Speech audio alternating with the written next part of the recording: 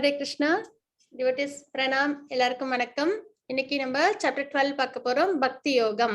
நம்ம வந்து 7th சாப்டர்ல இருந்து 12th வரைக்கும் பக்தி யோகம் பத்தி தான் நம்ம பார்த்துட்டு இருக்கோம் இல்லைங்களா. அதுல இன்னைக்கு பிரத்யேகமா பக்தி சேவை எப்படி பண்றது அப்படின்றத இந்த சாப்டர்ல நம்ம பார்க்க போறோம். பகவான் அர்ஜுனருக்கு அதை உபதேசம் பண்ண போறாங்க, சரிங்களா. அது என்ன அப்படின்றத நம்ம பார்ப்போம். அதுக்கு முன்னாடி பக்தி அப்படின்றது நம்ம நிறைய பார்த்துக்கிட்டே இருக்கோம் இல்லைங்களா. பக்தி பண்ணணும் அப்படின்ட்டு 9th சாப்டர்ல கூட 9 டைப்ஸ் ஆஃப் டிவோஷனல் சர்வீஸ் பத்தி நம்ம பார்த்தோம். அதாவது ஸ்ரவணம், கீர்த்தனம், விஷ்ணு ஸ்மரணம், பாத சேவனம், அர்ச்சனம், வந்தனம், தாசியம், சாக்கியம், ஆத்ம நிவேதனம். இது நம்ம பார்த்தோம் இல்லைங்களா. இது அவசியம் வந்து நம்ம எல்லாருமே வாழ்க்கையில இத்தனை டைப்ஸ், அதாவது 9 டைப்ஸ் இருக்கு, இத்தனை வகையில எல்லாத்தையும் பண்றது சிறந்தது. ஆனா நம்மளாம் இப்போ என்னது ரொம்பவே புதுசு இல்லைங்களா, பேபி ஸ்டெப்ஸ் தான் நம்மலாம் வைக்கிறது. அப்ப என்ன பண்ணணும், கண்டிப்பா இதுல நம்ம குறைஞ்சபட்சம் அந்த ஃபர்ஸ்ட் 3 பண்ணணும், இல்லைன்னா ஃபர்ஸ்ட் கண்டிப்பா பண்ணணும். அதாவது ஸ்ரவணம், நிறைய கேட்கணும், பகவானை பத்தி நிறைய கேட்கதான் நம்மளுக்கு பக்தி வந்து நல்லா வளரும், சரிங்களா. ஸ்பிரிச்சுவலா நம்மளால நல்லா ப்ராக்ரஸ் ஆக முடியும். அது ஒரு விஷயம்.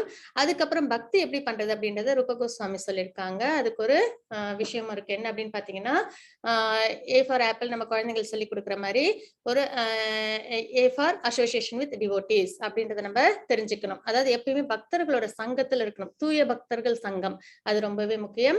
அப்படி இருக்கும்போது என்ன ஆகும் அப்படின்னு பாத்தீங்கன்னா, நம்மளுக்கு ஏதாவது ஒரு நம்ம வந்து எப்பயுமே என்னது பக்தியிலேயே நம்மள ஈடுபடுத்த வைப்பாங்க. நம்ம என்னைக்காவது சோர்வா இருந்தாலும் கூட அவங்க என்ன பண்ணுவாங்க, நம்மள பக்தியில நம்மள ஈடுபடுத்த வைப்பாங்க. அதுவும் இல்லாம நிறைய நம்மளுக்கு பகவானை பத்தின விஷயங்கள்லாம் சொல்லி நம்மள என்ன பண்ணுவாங்க, பக்தியில இன்னும் நல்லா ப்ராக்ரஸ் ஆக வைப்பாங்க. அதனால அசோசியேஷன் ரொம்பவே முக்கியம். நம்ம எதோட சேர்றோமோ அந்த குணம் தான் நம்மளுக்கும் வரும். அப்போ நம்ம அசோசியேஷன் டிவோட்டிஸோட இருந்தோம் அப்படின்னா நம்மளாலும் என்ன ஆக முடியும், சிறந்த டிவோட்டி ஆக முடியும். ஏன்னா பகவானுக்கு நம்ம சிறந்த பக்தி சேவை பண்ணணுன்றத நம்ம பார்த்துட்டு இருக்கோம் இல்லைங்களா. அப்போ அசோசியேஷன் வித் டிவோட்டிஸ் அது ஒரு விஷயம். அதுக்கப்புறம் வந்து B for books reading. Books வந்து நம்ம படிக்கணும். என்னென்ன புக்ஸ்ன்னு பாத்தீங்கன்னா, பகவத்கீதை, பாகவதம், இந்த மாதிரி புக்ஸ் படிக்கலாம். அப்புறம் ஸ்பிரிச்சுவலான நிறைய புக்ஸை நம்ம படிச்சுக்கிட்டே இருக்கணும். அதுல பாத்தீங்கன்னா nectar of instruction, nectar of devotion, அந்த மாதிரிலாம் ஈஷோபனிஷத், அந்த மாதிரிலாம் புக்ஸ் நிறைய இருக்கு இபிஎஸ்ல, அதாவது இ புக்ஸ்ல இருக்கு, வேதா பேஸ்ல. அதுல இருந்து படிக்கலாம். இல்ல நீங்க வந்து என்ன பண்ணலாம், இஸ்கான் டெம்பிள்ல இருந்து வாங்கி நீங்க வந்து படிக்கலாம். ஆனா தினமும் என்ன பண்ணணும், ஸ்லோகங்கள் பகவானுக்காக நம்ம படிக்கணும். பகவானை திருப்தி பண்றதுக்காக ஸ்லோகங்கள், நம்மளோட செல்ஃப் ரியலைசேஷனுக்காக ஸ்லோகத்தோட அர்த்தத்தோட நம்ம படிக்கணும். அப்பதான், ஏன்னா ஸ்லோகத்தை மட்டும் படிச்சா நம்மளுக்கு அந்த ஸ்லோகத்தோட அர்த்தம் தெரியாதனால நம்மளுக்கு என்ன ஆகாது, புரியாது. அப்ப நம்ம என்ன பண்ணணும், ஸ்லோகத்தோட அர்த்தத்தோட நம்ம படிக்கும்போது என்ன ஆகும், அது நம்ம மனசுல நல்லா பதியும். அப்ப நம்ம பகவானுக்கு டிவோஷனல் சர்வீஸ் இன்னுமே நல்லா பண்ணலாம், சரிங்களா. நம்மளோட செல்ஃப் ரியலைசேஷன் கிடைக்கும். அதுக்கப்புறம் பாத்தீங்கன்னா சாண்டிங், அது ரொம்பவே முக்கியம். கலிகாலத்துல பிரிஸ்கிரைப் டியூட்டி அப்படின்னா என்னது, அது சாண்டிங் தான் இல்லைங்களா. அது வந்து பகவானோட ஹரிநாமத்தை சொல்றது. அப்போ நம்ம சாண்டிங் அவசியம் பண்ணணும். எந்த சூழ்நிலையிலும் அதை வந்து நம்ம வந்து எக்ஸ்கியூஸே கேட்கவே கூடாது. 10 நிமிஷம் தான் பகவான் நம்மளுக்கு 24 மணி நேரம் கொடுக்குறாங்க ஒரு நாளைக்கும் இல்லைங்களா. எல்லாருக்குமே, சாதிக்கிறவங்களுக்கும் சரி, வாழ்க்கை வீணாக்குறவங்களுக்கும் சரி, 24 மணி நேரம் தான். ஆனா எப்படி அவங்க அதை யூஸ் பண்றாங்கன்றதுதான் கணக்கு அங்க இல்லைங்களா. எல்லாருக்கும் ஒரு நாளைக்கு காலையில் டெபாசிட் பண்றது பகவான் என்ன 24 ஹவர்ஸ். ஆனா லைஃப்ல நல்லா அச்சீவ் பண்றவங்க அதை நல்லபடியா பயன்படுத்திக்கிறாங்க. லைஃப்ல அச்சீவ் பண்ணாதவங்க என்ன பண்றாங்க, அதை வேஸ்ட் பண்ணிடுறாங்க. அதே மாதிரிதான் ஸ்பிரிச்சுவல்ல நம்ம நல்லா ப்ராக்ரஸ் ஆகணும் அப்படின்னா நம்ம டிவோஷனல் சர்வீஸ்ல நிறைய நம்ம என்ன பண்ணணும், இன்வால்வ் பண்ணிக்கணும் அந்த 24 ஹவர்ஸ். அதுல கண்டிப்பா சாண்டிங் நம்ம என்ன பண்ணிடக்கூடாது, எக்ஸ்கியூஸ் கேட்டு நம்ம விட்டுறக்கூடாது. குறைஞ்சபட்சம் 1.5 மணி நேரம் ஆகும் 16 ரவுண்ட். ஆனா 16 மாலை பண்ண முடியலனா கூட நம்மளால எவ்வளவு முடியுதோ அவ்வளவு நம்மள கண்டிப்பா நம்ம பண்ணணும் அப்படின்றது. அதுக்கப்புறம் ஏன்னா ஹரிநாமம் மட்டும்தான் நம்மள என்ன பண்ணும், இந்த மெட்டீரியல் வேர்ல்டுல இருந்து ஸ்பிரிச்சுவல் வேர்ல்டுக்கு கூட்டிட்டு போகும் அப்படின்றது நம்ம பார்த்தோம். அதுக்கப்புறம் டி ஃபார் டைட்டி வர்ஷிப். டைட்டி வர்ஷிப்ன்றது சிலை வச்சிருப்போம் இல்லைங்களா, அச்சா விக்கிரகமா பகவான் வந்து இருக்கிறாங்க. கலிகாலத்துல நமக்கு வந்து எப்படி இருப்பாங்கன்னா அச்சா விக்கிரகமா இருப்பாங்க. அதாவது நம்ம என்ன பூஜை நம்ம வந்து பகவானுக்கு செய்யணும்னு நினைச்சாலும் அது அந்த விக்கிரகத்துக்கு செய்யும் போது அது நிஜமாலுமே நம்ம பகவானுக்கு செய்யற மாதிரி. இன்னும் சொல்ல போனா கோலோகம் வைகுண்டம் போனா கூட நம்மளுக்கு பகவானை தொட்டு செய்யற ஒரு பாக்கியம் கிடைக்குமோ கிடைக்காதோ. ஆனா நம்ம இங்க என்ன பண்ண முடியும், பகவானோட விக்கிரகத்தை நம்ம தொட்டு நம்ம அதுக்கு அபிஷேகம் பண்ணலாம், அலங்காரம் பண்ணலாம். அந்த மாதிரி விஷயங்களை நம்ம அனுபவிச்சு நம்ம என்ன பண்ணணும், பகவானுக்காக செய்யறோம் அப்படின்றத செய்யும் போது அதுவும் என்னது டிவோஷனல் சர்வீஸ்ல அடங்கும். அதையும் தினமும் செய்யணும். அதுக்கப்புறம் ஈட்டிங் பிரசாதம். பிரசாதத்தை நம்ம எடுத்துருக்கோம். பிரசாதம்ன்றது ரொம்பவே முக்கியமான ஒரு விஷயம். நம்மளோட கான்சியஸ்னஸ் அது என்ன பண்ணும், பியூரிஃபை பண்ணும். சரிங்களா? அதனால அதையும் நம்ம என்ன பண்ணணும், விடாம நம்ம எடுத்துக்கணும். இந்த 5 விஷயங்கள், அதாவது A ஃபார் அசோசியேஷன், நம்மள எப்பயுமே பாதுகாப்பா வச்சிருப்பாங்க டிவோட்டிஸ் தான். நம்மள வந்து என்ன பண்ண மாட்டாங்க, நம்ம ஒருவேளை நம்ம வந்து இக்னோரன்ட் மோட்ல வந்தா கூட அவங்க என்ன பண்ணிடுவாங்க, நம்மள சுத்த சத்துவ குணத்துக்கு நம்மள கொண்டு வந்துருவாங்க. அதுக்கப்புறம் புக்ஸ் ரீடிங், நிறைய புக்ஸ் ஸ்லோகத்தை வித் மீனிங்கோட படிக்கணும். அதுக்கப்புறம் சாண்டிங், நம்ம ஜபம் நல்லா பண்ணணும், பகவானோட ஹரிநாமத்தை நம்ம சொல்லணும். அதுக்கப்புறம் டெய்டி வர்ஷிப், டெய்டி வர்ஷிப்ன்றது பகவானுக்கு நம்ம செய்யற பூஜைகள். சரிங்களா? அதுக்கப்புறம் ஈட்டிங் பிரசாதம், இந்த மாதிரி விஷயங்கள்லாம் நம்ம நித்தியப்படி இது ஒரு சார்ட் மாதிரி போட்டு இது எல்லாத்தையும் நம்ம செய்யறோமா அப்படின்றத நம்ம பார்க்கணும். டெய்டி வர்ஷிப்ல ஆரத்தி சாங்ஸ் எல்லாம் பாடுறது, அந்த மாதிரி விஷயங்களும் நம்ம சேர்த்துக்கலாம். சரிங்களா? அந்த மாதிரி பகவானுக்கு பூஜைகள் பண்றது, அர்ச்சனைகள், ஆரத்தி சாங்ஸ் பாடுறது, இந்த மாதிரி விஷயங்கள், அப்புறம் கோயிலுக்கு போயிட்டு வர்றது, இந்த மாதிரி விஷயங்கள்லாம் அதுல அடங்கிடும். இது மாதிரி நம்ம கண்டிப்பா என்ன பண்ணணும், வாழ்க்கையில தினமும் 24 மணி நேரத்துல பகவானுக்காக நம்ம டைமை இவ்வளவு ஸ்பெண்ட் பண்ணணும். அப்ப நம்மளுக்கு என்ன ஆகும்னு பாத்தீங்கன்னா, பக்தி நல்லா வளரும். ஏன்னா பக்தி தான் பண்ணணும், அதுதான் என்னது இருக்கல சிறந்தது அப்படின்றத நம்ம பார்த்துட்டு இருக்கோம்.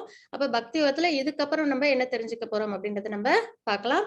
அதுக்கு முன்னாடி நம்ம ஸ்ரீ ஸ்ரீ ராதா கோவிந்தருக்கு நம்மளோட வணக்கங்களையும் பிரார்த்தனைகளையும் தெரிவிச்சுக்கலாம். ஓம் அஜ்ஞானதிமிரந்தஸ்ய ஞானாஞ்சனசலாகயா சக்ஷரோன்மிலிதம் மேன தஸ்மை ஸ்ரீ குருவே நமः. ஸ்ரீ சைத்தன்ய மனோபீஷ்டம் ஸ்தாபிதம் மேன பூத்தலே ஸ்வயம் ரூப கதாமக்யம் ததாதி ஸ்வபதாந்திகம்.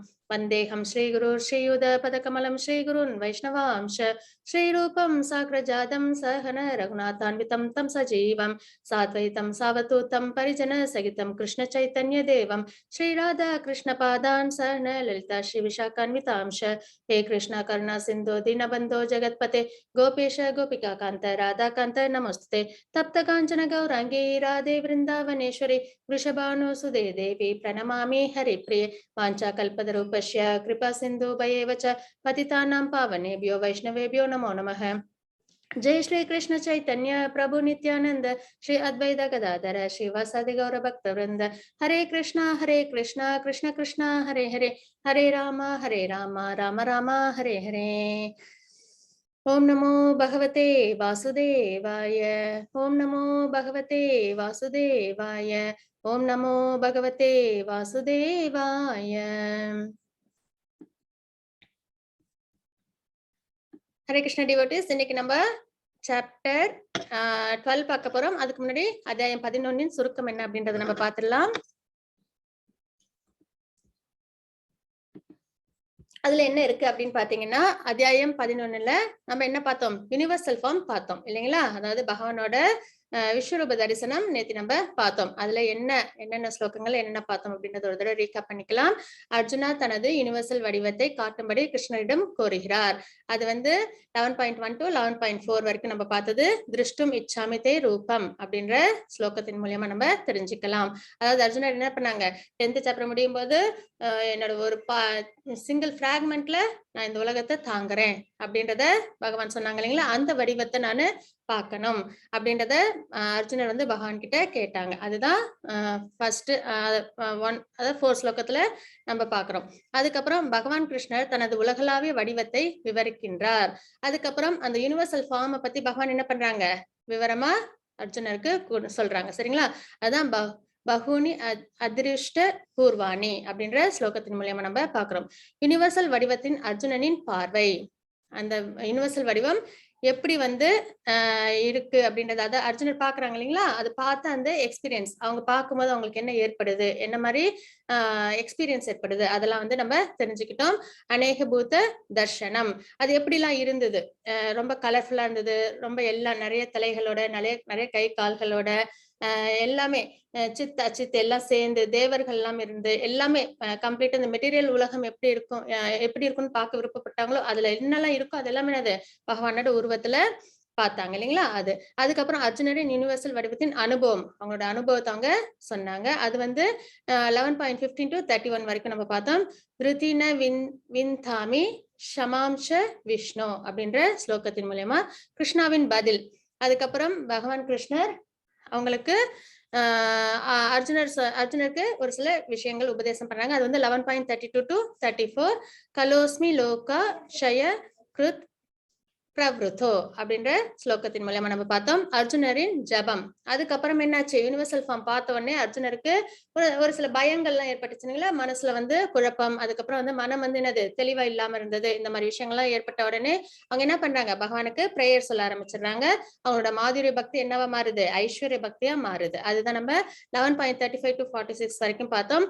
சாக்கத் கதம் பீத பீதா ராம் பிரணாமியா அப்படின்ற வார்த்தையின் மூலமா கிருஷ்ணரை பார்க்க தூய பக்தியே தேவை அப்படின்றத 11.47 to 55 வரைக்கும் நம்ம பார்த்தோம்.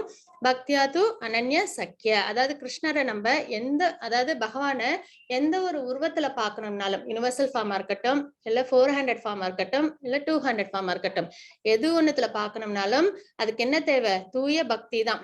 அது தாண்டி தவங்களோ தானங்களோ யாகங்களோ யஜ்ஞங்களோ என்னது எவ்வளவு செஞ்சாலும் பகவானை நம்ம பார்க்க முடியாது. என்ன பண்ணா பார்க்க முடியும், தூய பக்தி. அப்ப தூய பக்தியோட விசேஷம் என்ன அப்படின்றத இங்க நம்ம பார்த்துட்டோம் இல்லைங்களா. அப்புறம் 55வது ஸ்லோகத்துல ஃபார்முலா எப்படி பக்தி பண்ணணும் அப்படின்ற ஃபார்முலாவையும் பகவான் சொன்னாங்க. என்னது, மனதை என்னிடமே எப்பயும் நிலைநிறுத்தி செயல் பலநோக்கு செயல்கள்லாம் விட்டுட்டு எல்லா நம்ம செய்யற செயல்களோட பலன்கள் எல்லாம் பகவானுக்கு அர்ப்பணம் பண்ணிட்டு, அப்புறம் ஸ்பெகுலேட் பண்ணாத ஒரு நாலேஜ், அதாவது அப்சல்யூட் ட்ரூத் பத்தின நாலேஜ் மட்டும் வச்சுட்டு ஸ்பெகுலேட்டிவ் நாலேஜ் எல்லாம் விட்டுட்டு அதுக்கப்புறம் என்ன பண்ணணும், பகவானுக்கு நம்ம பக்தி பண்ணணும் அப்படின்றத 55வது ஸ்லோகத்துல நேற்றுக்கு நம்ம பார்த்தோம். அப்போ தூய பக்தி தான் பகவானை பார்க்க முடியும் அப்படின்னு சொல்லி இந்த சாப்டர்ல பகவான் சொன்னதுக்கு அப்புறம் அர்ஜுனன் என்ன பண்றாங்க, 12வது அத்தியாயத்துல பக்தி யோகத்தை பத்தி தெரிஞ்சுக்க விருப்பப்படுறாங்க. பகவானும் அவங்களுக்கு என்ன பண்றாங்க, பக்தி யோகத்தை பத்தி அவங்களுக்கு விளக்கமா உபதேசம் பண்றாங்க. சரிங்களா. அத்தியாயம் 12 சுருக்கம் என்ன அப்படின்றத நம்ம இங்க பார்ப்போம். பக்தி அதாவது பர்சனலிசம் இம்பர்சனலிசம், உருவத்தோட வழிபாடு சிறந்ததா, உருவம் இல்லாத வழிபாடு சிறந்ததா அப்படின்றத அர்ஜுனர் கேட்பாங்க. அதுக்கு பகவான் என்ன சொல்லுவாங்க, பதில் சொல்லுவாங்க. சரிங்களா. அதாவது என்னன்னா உருவத்தோட வழிபடுறதுதான் சிறந்தது. ரெண்டுமே என்னது லிபரேஷன் கொடுக்கும், ஆனா உருவத்தோட வழிபடுறது சிறந்தது அப்படின்றத நம்ம இங்க பார்ப்போம். மையாவேஷே மனோ ஏமாம் அப்படின்ற ஸ்லோகத்தின் மூலமா பக்தி வளர்ச்சியின் முன்னேற்ற நிலைகள், அதாவது பக்தி எப்படி எல்லாம் பண்ணணும் அப்படின்றத ஸ்டெப் பை ஸ்டெப்பா ஸ்டேஜ் வயசா இங்க நம்ம பார்ப்போம். மையேவ மன ஆதஸ்வ மை அப்படின்ற ஸ்லோகத்தின் மூலமா கிருஷ்ணருக்கு அன்பான தகுதிகள், அதாவது கிருஷ்ணர் அடையறதுக்கு நம்ம எப்படிலாம் இருக்கணும் அப்படின்ற நம்ம கிட்ட அவங்களுக்கு என்ன மாதிரி குணங்கள் இருந்தா கிருஷ்ணருக்கு நம்மள பிடிக்கும் அப்படின்றத 12.13 to 20 வரைக்கும் சொல்லியிருப்பாங்க. சமக் சத்ரௌச்ச மித்ரேச்ச ததா அப்படின்ற ஸ்லோகத்தின் மூலமா நம்மளால தெரிஞ்சுக்க முடியும். சரிங்களா. ஹரே கிருஷ்ணா. ஹரே கிருஷ்ணா மாதாஜி. பிரணாம் மாதாஜி. பிரணாம். 12.1 மாதாஜி. ஹரே கிருஷ்ணா. ஹரே கிருஷ்ணா. ஓம் ஸ்ரீ பரமாத்மனே நமः. அத द्वादशोऽध्यायः. அர்ஜுன உவாச்ச ஏவம் சததயுக்தாயே பக்தாஸ்த்வாம் பர்யுபாசதே ये चाप्यक्षरमव्यक्तं तेषां के योगवित्तमाः. ஹரே கிருஷ்ணா. ஹரே கிருஷ்ணா மாதாஜி. அர்ஜுனர் வினவினார், மிகவும் பக்குவமானவர்களாக கருதப்படுபவர் யார்? எப்பொழுதும் உமது பக்தி தொண்டில் முறையாக ஈடுபடுபவர்களா அல்லது தோன்றாத அருவ பிரம்மனை வழிபடுபவர்களா? அதாவது உருவத்தோட அதாவது ஃபார்ம் பர்சனலிசம், அதாவது இம்பர்சனலிசம் அப்படின்னு சொல்லுவோம். அதாவது உருவத்தோட பகவானை வழிபடுறது சிறந்ததா இல்ல உருவம் இல்லாத ஜோதி வழியில வழிபடுறது சிறந்ததா அப்படின்றத இங்க அர்ஜுனர் கேக்குறாங்க. அதுக்கு பகவான் என்ன பதில் சொல்றாங்க நம்ம பார்க்கலாம். ஹரே கிருஷ்ணா மாதாஜி. 12. ஹரே கிருஷ்ணா. ஸ்ரீ பகவான் உவாச்ச மய்யாவேஷ்ய மனோ யே மாம் நித்யயுக்தா உபாசதே ஸ்ரத்தயா பரயோபேதா தே மே யுக்ததமா மதாः. ஹரே கிருஷ்ணா. ஹரே கிருஷ்ண மாதாஜி. புருஷோத்தமரான முழுமுதற் கடவுள் கூறினார், தனது தனிப்பட்ட உருவின் மீது மனத்தை நிலைநிறுத்தி, அதாவது பகவானோட உருவத்தின் மீதுதான் இங்க சொல்றாங்க. சரிங்களா. மனதை நிலைநிறுத்தி, ஏன்னா நம்மளுக்கு ஒரு உருவம்னு ஒண்ணு தெரிஞ்சாதான் நம்மளால என்ன பண்ண முடியும், அதுல நம்மளால போக்கஸ் பண்ண முடியும் இல்லைங்களா. இப்ப யாரோ ஒருத்தவங்க இருக்காங்க, அவங்கள பத்தி நம்மளுக்கு உருவமே தெரியல அப்படின்னா நம்மளால என்ன பண்ண முடியாது, ஈஸியா அவங்கள நம்ம ஐடென்டிஃபை பண்ண முடியாது இல்லைங்களா. நினைக்கும் போது நம்மளுக்கு ஒரு கான்டாக்ட் பாண்டிங் ஏற்படாது. அதே நம்மளுக்கு ஒருத்தவங்களுக்கு தெரியும் அப்படின்னா அவங்கள நம்ம என்ன பண்ண முடியும், ஈஸியா நம்ம அவங்கள பத்தி நம்ம ஈஸியா நம்ம அவங்களோட பாண்டிங் ஏற்பட முடியும் இல்லைங்களா? அப்போ இப்ப அமெரிக்கா இருக்கு, அது இப்படி இருக்கும், அப்படி இருக்கும்லாம் சொல்றாங்க இல்லைங்களா? அப்ப நம்ம நேர்ல போய் பார்த்தா அது வேற எக்ஸ்பீரியன்ஸ். அதே இல்லன்னா நம்ம எப்படி வேணாலும் யோசிச்சு பார்க்கலாம் அது. இந்த மாரி இருக்குமோ, அந்த மாரி இருக்குமோ அப்படின்னு சொல்லி நம்ம அப்ப நம்மளுக்கு என்ன அது ஃபோக்கஸ் வந்து ரொம்ப கம்மியா இருக்கும் இல்லைங்களா? அதுதான். அதே மாரி பகவான் வந்து உருவத்தோட வழிபடுறதுன்றது இன்னுமே ரொம்ப என்னது சிறந்தது அப்படின்றத இங்க நம்ம பார்க்கிறோம். தனது தனிப்பட்ட உருவின் மீது மனத்தை நிலைநிறுத்தி ஏன்னா நம்ம மனதை வந்து என்ன பண்ணணும்? பகவான் மேல ஃபோக்கஸ் பண்ணணும். உருவம் இருக்கும்போது நம்மளால என்ன பண்ண முடியும்? ஈஸியா நம்மளால ஃபோக்கஸ் பண்ண முடியும். திவ்யமான நம்பிக்கையுடன் ஃபெய்த் ரொம்பவே முக்கியம். எப்பொழுதும் எனது வழிபாட்டில் ஈடுபட்டு இருப்பவர்கள் மிகவும் பக்குவமானவர்களாக என்னால் கருதப்படுகின்றனர் அப்படின்றத இங்க நம்ம பார்க்கிறோம். சரிங்களா? மனதை உருவத்தின் மீது பகவானோட உருவத்தின் மீது நிலைநிறுத்தி திவ்யமான நம்பிக்கையுடன் எப்பொழுதும் எனது வழிபாட்டில் ஈடுபட்டு இருப்பவர்கள் மிகவும் பக்குவமானவர்களாக என்னால் கருதப்படுகின்றனர். அதாவது ஃபார்மோட டிவோஷனல் சர்வீஸ் பண்றதா சிறந்தது அப்படின்றது இங்க பகவான் சொல்றாங்க. ஹரே கிருஷ்ண மாதாஜி 12.3 and 4. ஹரே கிருஷ்ணா.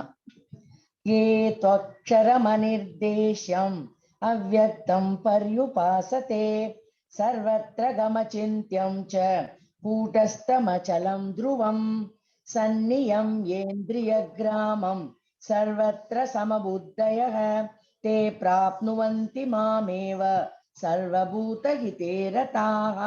हरे कृष्णा. ஹரே கிருஷ்ண மாதாஜி. ஆனால் தோற்றம் அளிக்காததும் புலனுணர்விற்கு அப்பாற்பட்டு இருப்பதும் எங்கும் நிறைந்ததும் சிந்தனைக்கு எட்டாததும் மாற்றம் இல்லாததும் நிலையானதும் அசைவற்றதுமான பூரண உண்மையின் அருவ தன்மையை முழுமையாக வழிபடுபவர்கள். அதாவது ஃபார்ம் இல்லாம வழிபடுறாங்க இல்லைங்களா? அவங்கள பத்தி இங்க சொல்றாங்க. அந்த மாதிரி வழிபடுவர்கள் பல்வேறு புலன்களை கட்டுப்படுத்தி ஏன்னா ஃபோக்கஸ் பண்றதுக்கு அவங்களுக்கு ஒரு பாயிண்ட் இல்லைங்களா? இப்ப ஃபார்ம்னு இருந்ததுன்னா உருவத்தை நம்ம தியானம் பண்ண முடியும். பகவானோட பாதம்ல இருந்து திருமுடி வரைக்கும் நம்மளால என்ன பண்ண முடியும்? நம்மளால தியானம் பண்ண முடியும். அப்படி இல்ல அப்படின்னா நம்மளுக்கு என்ன ஆகும்? அவ்வளவு ஈஸியா நம்மளால ஃபோக்கஸ் பண்ண முடியாது. அதுதான் இங்க நம்ம பார்க்கிறோம். பூர்ண உண்மையின் அருவத்தன்மையை முழுமையாக வழிபடுபவர்கள் பல்வேறு புலன்களை கட்டுப்படுத்தி எல்லோரிடமும் சமநோக்குடன் பழகி அனைவருக்கும் நன்மை தரும் செயல்களில் ஈடுபட்டு இறுதியில் என்னை அடைகின்றனர். அப்ப அவங்களோட ரியலைசேஷன் அவங்க எப்படி பகவான் அடையறாங்கன்னா இந்த மாதிரி விஷயமா தான். எப்படின்னா தோற்றம் அளிக்காததும் புலனுணர்விற்கு அப்பாற்பட்டு இருப்பதும் எங்கும் நிறைந்ததும் சிந்தனைக்கு எட்டாததும் மாற்றமில்லாததும் நிலையானதும் அசைவற்றதுமான பூரண உண்மையின் அதாவது அப்சல்யூட் ட்ரூத் சரிங்களா அருவத்தன்மையை முழுமையாக வழிபடுபவர்கள் பல்வேறு புலன்களை கட்டுப்படுத்தி இப்ப உருவம் இருக்குன்னா நம்ம என்ன பண்ணலாம்? நம்ம அபிஷேகம் பண்ணலாம் இல்லைங்களா? அபிஷேகம் பண்ணலாம். அதுக்கு வந்து நம்ம வந்து நிறைய விஷயங்கள் பார்க்கும்போது நம்மளுக்கு என்ன தெரியும்?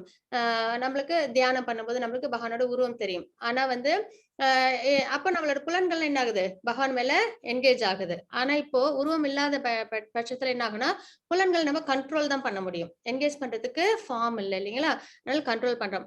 எல்லோரிடமும் சமநோக்குடன் பழகி எல்லாரிடமும் சமமா பழகி ஏன்னா எல்லார்கிட்டயும் இருக்காங்க சோலும் சூப்பர் சோலும் இருக்கு அப்படின்ற அர்த்தத்துல அனைவருக்கும் நன்மை தரும் செயல்களில் ஈடுபட்டு யாரையும் ஹர்ட் பண்ணாம எல்லாருக்கும் என்னது நன்மையை செய்யற செயல்களில் ஈடுபட்டு அதுக்கப்புறம் அவங்க என்ன பண்ணாங்க? பகவானை அடையிறாங்க அப்படின்றது. இது கொஞ்சம் என்னன்னா இது ரெண்டுமே லிபரேஷனுக்கு தான் போகுது. ஃபார்மோட வழிபட்டாலும் ஃபார்ம் இல்லாம வழிபட்டாலும்.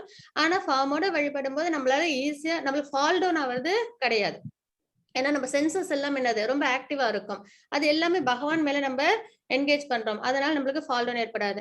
ஆனா தியான முறையில வழிபடும் போது நம்ம சென்சஸ் எல்லாம் என்ன பண்ண வேண்டியிருக்கும்? கண்ட்ரோல் பண்ண வேண்டியிருக்கும். அது ஒரு சில சமயத்துல என்ன ஆயிடும்? இந்த மெட்டீரியல் வேர்ல்டுல ஏதாவது ஒரு அட்டாச்மெண்ட் வரும்போது அது ஃபால் டவுன் ஆகிறதுக்கு வழி இருக்கு இல்லைங்களா? ஆனா ரெண்டுமே அது வந்து பகவானை போய் அடையறதுக்கான மார்க்கம் தான் அப்படின்றத இங்க நம்ம பாக்குறோம். ஹரே கிருஷ்ண மாதாஜி 12.5. ஹரே கிருஷ்ணா. क्लेशोऽधिकतरस्तेषाम् अव्यक्तासक्तचेतसाम् अव्यक्ता हि गतिर्दुःखम् देहवद्भिरवाप्यते. हरे कृष्णा. ஹரே கிருஷ்ண மாதாஜி. எவரது மனம் பரமனின் தோன்றாத அருவத்தன்மையிடம் பற்றுதல் கொண்டுள்ளதோ அவர்களது வளர்ச்சி மிகவும் கடினமானதாகும். அவ்வழியில் முன்னேற்றம் காண்பது உடலை உடையவர்களுக்கு எப்பொழுதும் சிரமமானதாகும். ஏன்னா இப்ப நமக்கு வந்து கிராஸ் பாடி இருக்கு, ஷட்டில் பாடி இருக்கு, சோல் இருக்கு. இல்லைங்களா? அப்போ நம்ம வந்து அருவமான ஒண்ணுத்த வழிபடும் போது நமக்கு எல்லாமே சென்சஸ், சோல் எல்லாமே என்னது மனம்லாம் ஆக்டிவா இருக்கு. அப்போ நம்ம அருவமான ஒரு விஷயத்த வழிபடும் போது என்ன ஆகும் அப்படின்னா கொஞ்சம் சிரமமா தான் இருக்கும். அதே வந்து உருவத்தோட வழிபடும்போது நம்ம எல்லா அந்த ஆக்டிவான சென்சஸ், மனம், அப்புறம் சோல் எல்லாம் நம்ம என்ன பண்ண முடியும்? பகவான் மேல நம்மளால என்கேஜ் பண்ண முடியும். அது வந்து நம்மளுக்கு என்னது? கொஞ்சம் ஈஸியான ப்ராசஸா இருக்கும் அப்படின்றத நம்ம இங்க பார்க்கிறோம். ஹரே கிருஷ்ண மாதாஜி 12.67.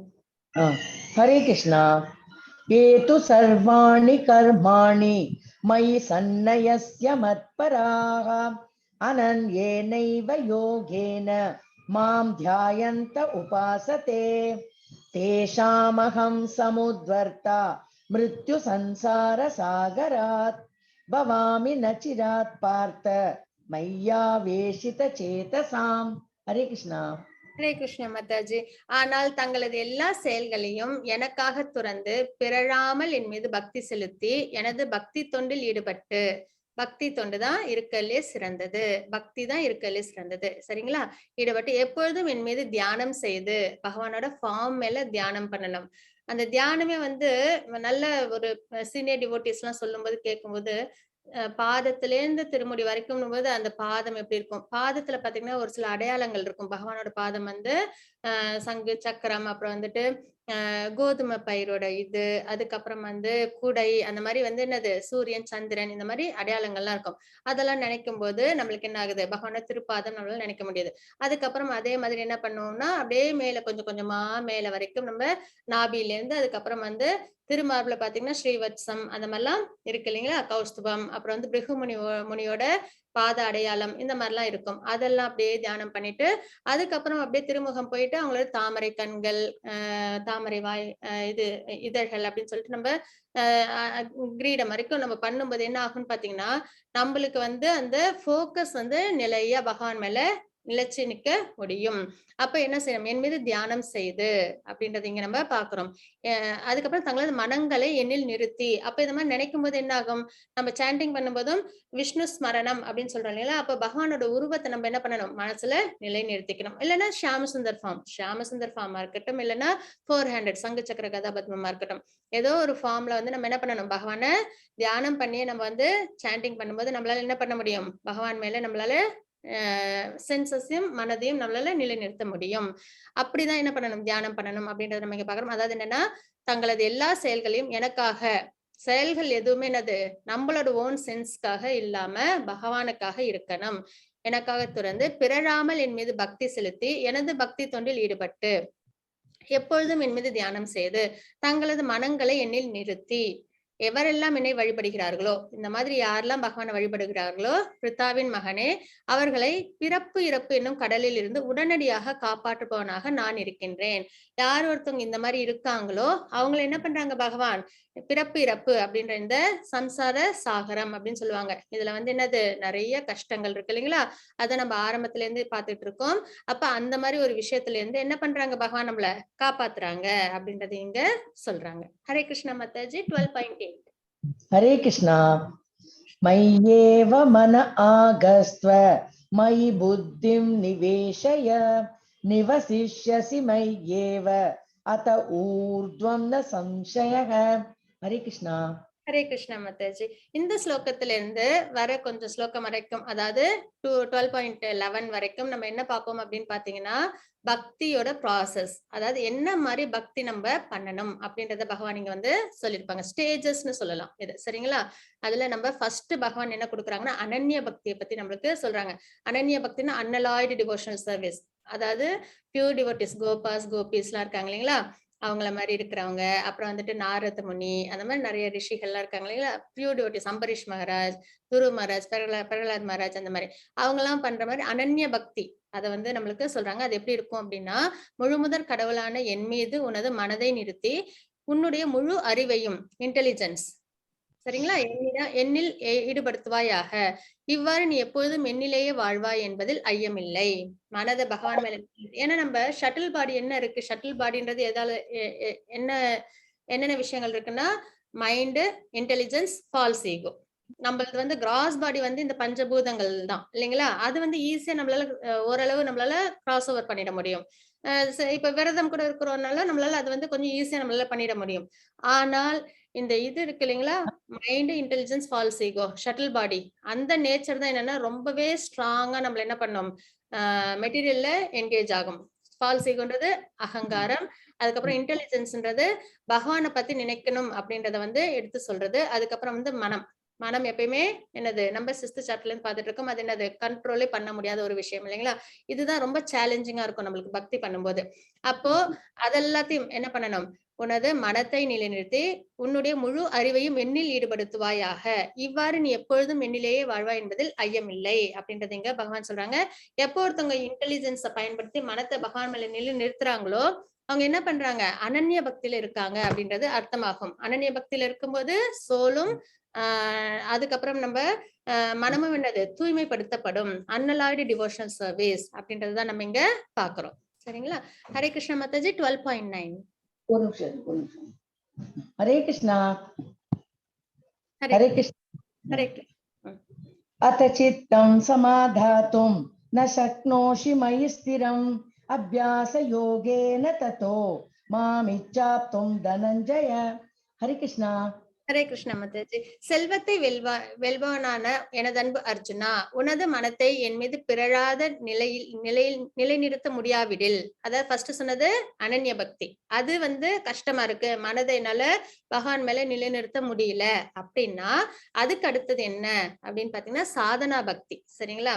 சாதனா பக்தின்றது ரெகுலேட்டிவ் பிரின்சிபிள்ஸ் எல்லாம் ஃபாலோ பண்ணி நம்ம பிராக்டிஸ் பண்ணி வர வைக்கிறது கொஞ்சம் கொஞ்சமா. ஃபர்ஸ்ட் அது ஒரு பிராக்டிஸ் மேக்ஸ் மேன் பெர்ஃபெக்ட்னு சொல்றோம் இல்லைங்களா? அந்த மாதிரி பகவான் மேல நம்ம என்ன பண்றோம்? பயிற்சியின் மூலமா நம்ம வந்து பகவான நம்ம பக்தி செய்யறோம் அப்படின்ற மாதிரி அர்த்தமாகும். என்னன்னா உனது மனதை என் மீது பிறழாத நிலையில் நிறுத்த முடியாவிடில் பக்தி யோகத்தின் ஒழுக்க நெறிகளை பின்பற்றுவாயாக. பக்தி யோகத்துக்குன்னு ஒழுக்க நெறிகள், அதாவது ரெகுலேட்டிவ் பிரின்சிபிள்ஸ் எல்லாம் இருக்கு இல்லைங்களா? அதெல்லாம் வந்து ஸ்பிரிச்சுவல் மாஸ்டர்ஸ் நம்மளுக்கு வந்து என்ன பண்ணுவாங்க? கைட் பண்ணுவாங்க. காலையில இத்தனை மணிக்கு எந்திரிக்கணும், மங்கள ஆரத்தி பண்ணணும், இன்னைக்கு இந்த விஷயங்கள் செய்யணும், பகவானுக்கு பிரசாதம் ஆஃபர் பண்ணிட்டு எடுத்துக்கணும்.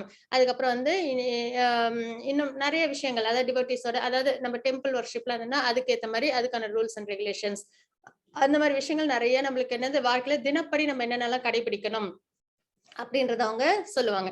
அப்ப ஸ்பிரிச்சுவல் மாஸ்டரோட கைடன்ஸ்ல அவங்க சொல்ற ஃபோர் ரெகுலேட்டிவ் பிரின்சிபல்ஸ், அதுக்கப்புறம் இன்னும் சில விஷயங்கள்லாம் நம்ம ஃபாலோ பண்ணும்போது என்ன பண்ண முடியும்?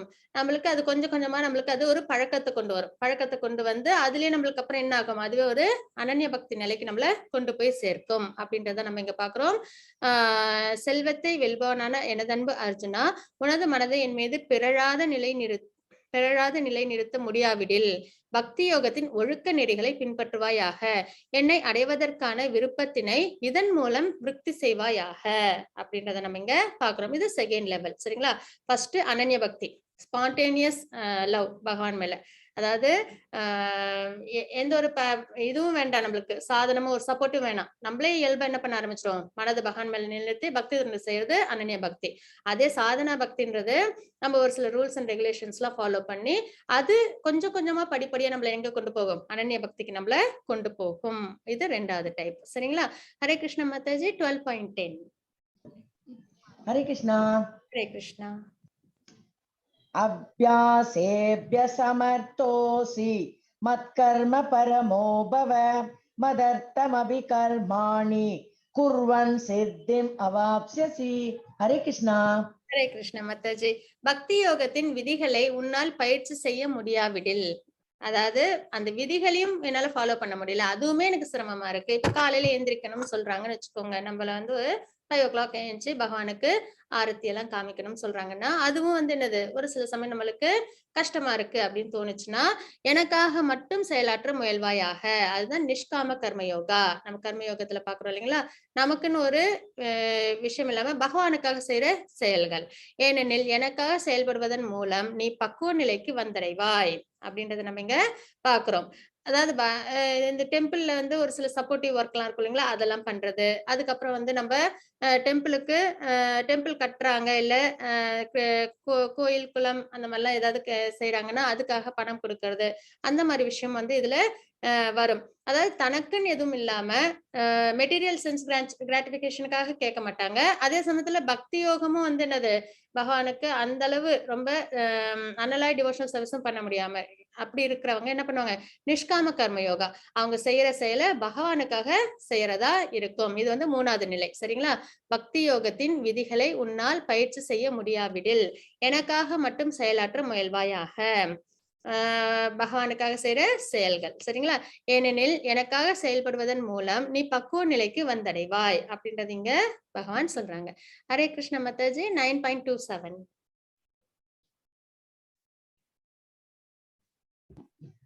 9:27 எஸ் மாதாஜி. ஓகே, படிக்கிறேன். ரெஃபரன்ஸ் ஸ்லோகா. யத் கரோஷி யதஷ்னாசி யஜ்ஜுஹோஷி ததாசி யத் தபஸ்யசி கௌந்தேய தத் குருஷ்வ மதர்ப்பணம். ஹரே கிருஷ்ணா. ஹரே கிருஷ்ண மாதாஜி. இது வந்து அந்த நிஷ்காம கர்ம யோகாக்கு நம்ம இதுக்கு முன்னாடியே 9th சாப்டர்ல இந்த ஒரு ஸ்லோகம் பார்த்தோம் இல்லைங்களா? அதை வந்து ரெஃபரன்ஸ் ஸ்லோகமா நம்ம இங்க பாக்குறோம். என்ன அப்படின்னு பார்த்தோம்னா, குந்தின் மகனே எதையெல்லாம் நீ செய்கிறாயோ, எந்த ஒரு விஷயத்த நீ செஞ்சாலும் சரிங்களா, நம்மளோட பிரிஸ்கிரைப் டியூட்டியா நம்ம ஒரு தினப்படி ஏதோ ஒண்ணு செய்வோம் இல்லைங்களா, அந்த மாதிரி எந்த ஒரு விஷயம் செஞ்சாலும் எதையெல்லாம் நீ உண்கிறாயோ, நம்ம எதெல்லாம் ஆகாரமா எடுத்துக்கிறோமோ, எதையெல்லாம் நீ படைக்கின்றாயோ, எதையெல்லாம் நீ கொடுக்கின்றாயோ, எதெல்லாம் நம்ம பகவானுக்கு சேரிட்டி எல்லாம் பண்றோம் இல்லைங்களா, அதெல்லாம் எந்த தவங்களை எல்லாம் நீ செய்கின்றாயோ, நம்ம எதுவும் தவங்கள் செஞ்சா, சாண்டிங் என்னது தவம் தான். சரிங்களா? அப்போ கலிகாலத்துல சாண்டிங் தான் வந்து தவம். அப்போ என்னது அது எந்த தவங்களை எல்லாம் நீ செய்கின்றாயோ அதனை எனக்கு அர்ப்பணமாக செய்வாயாக. அந்த எந்த ஒரு செயலா இருந்தாலும், என்ன நம்ம எடுத்துக்கிட்டாலும், என்ன நம்ம கொடுத்தாலும், எந்த தவங்களை செய்தாலும் அதெல்லாம் என்ன பண்ணணும், பகவானுக்காக நம்ம செய்யறது. ஃபுட்டா நம்ம நமக்காகன்னு சமைச்சு சாப்பிடாம பகவானுக்காக செஞ்சு சாப்பிடுறது. இப்ப நம்ம வீட்டுல குழந்தை இருக்குன்னா நம்ம குழந்தைக்கு பிடிச்சதா செஞ்சு சாப்பிடுவோம் இல்லைங்களா? இப்ப அது காரம் பிடிக்கலன்னா நம்ம என்ன பண்ண மாட்டோம், காரம் சேர்க்க மாட்டோம் சமையல்ல. ஏன்னா குழந்தை சாப்பிடணும் அப்படின்ற ஒரு எண்ணத்துல.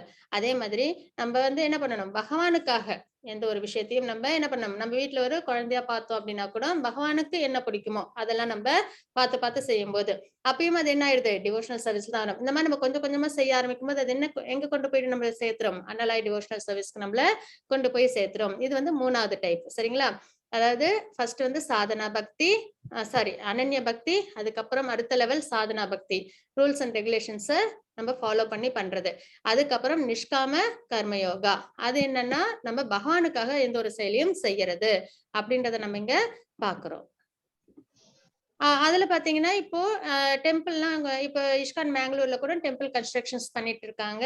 அதுக்கும் நம்ம என்ன பண்ணலாம், நம்ம டொனேஷன் கொடுத்தோம்னா அது என்ன ஆகும், நம்ம பகவானுக்காக செய்யற சேரிட்டி ஆகும். ஏன்னா எது எல்லாம் கொடுக்குறாயோ அப்படின்னு சொல்றாங்களே சேரிட்டி, அது சேரிட்டி பத்தி நம்ம என்ன பார்க்கலாம், 17th சாப்டர்ல இன்னுமே கொஞ்சம் விளக்கமா பார்க்கலாம் முக்குணத்தின் அடிப்படையில. ஆனா இங்க நம்ம இப்ப பகவானுக்கான டிவோஷனல் சர்வீஸ்ல அதுவும் வந்து சேரும் அப்படின்றத நம்ம இங்க பாக்குறோம். ஹரே கிருஷ்ணா மாதாஜி. 12.11. ஹரே கிருஷ்ணா. ஹரே கிருஷ்ணா. யதப்யசக்தோசி கர்த்தும் மத்யோகமாஸ்ரிதः சர்வ கர்ம ஃபலத்யாகன் தத குரு யதாத்மவான். ஹரே கிருஷ்ணா.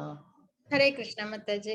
இந்த ஸ்லோகத்துல என்ன சொல்றாங்க அப்படின்னு பார்க்கலாம். ஆனால் என்னை பற்றிய இத்தகு உணர்விலும் உன்னால் செயலாற்ற முடியாவிடில், இப்ப கோயில்ல போய் சப்போர்ட்டிவ் ஒர்க்கா நம்ம எதுவும் பண்ண முடியல, இல்ல அந்த மாதிரி என்ன பகவானுக்காக நம்ம எந்த ஒரு விஷயத்தையும் செய்ய முடியலனாலும் அடுத்து ஒரு நிலை இருக்கு. அது என்னன்னா, என்னால் என்னை பற்றி இத்தகு உணர்விலும் உன்னால் செயலாற்ற முடியாவிடில் உனது செயலின் எல்லா விளைவுகளையும் தியாகம் செய்து ஆத்மாவில் நிலை பெற முயற்சி செய்.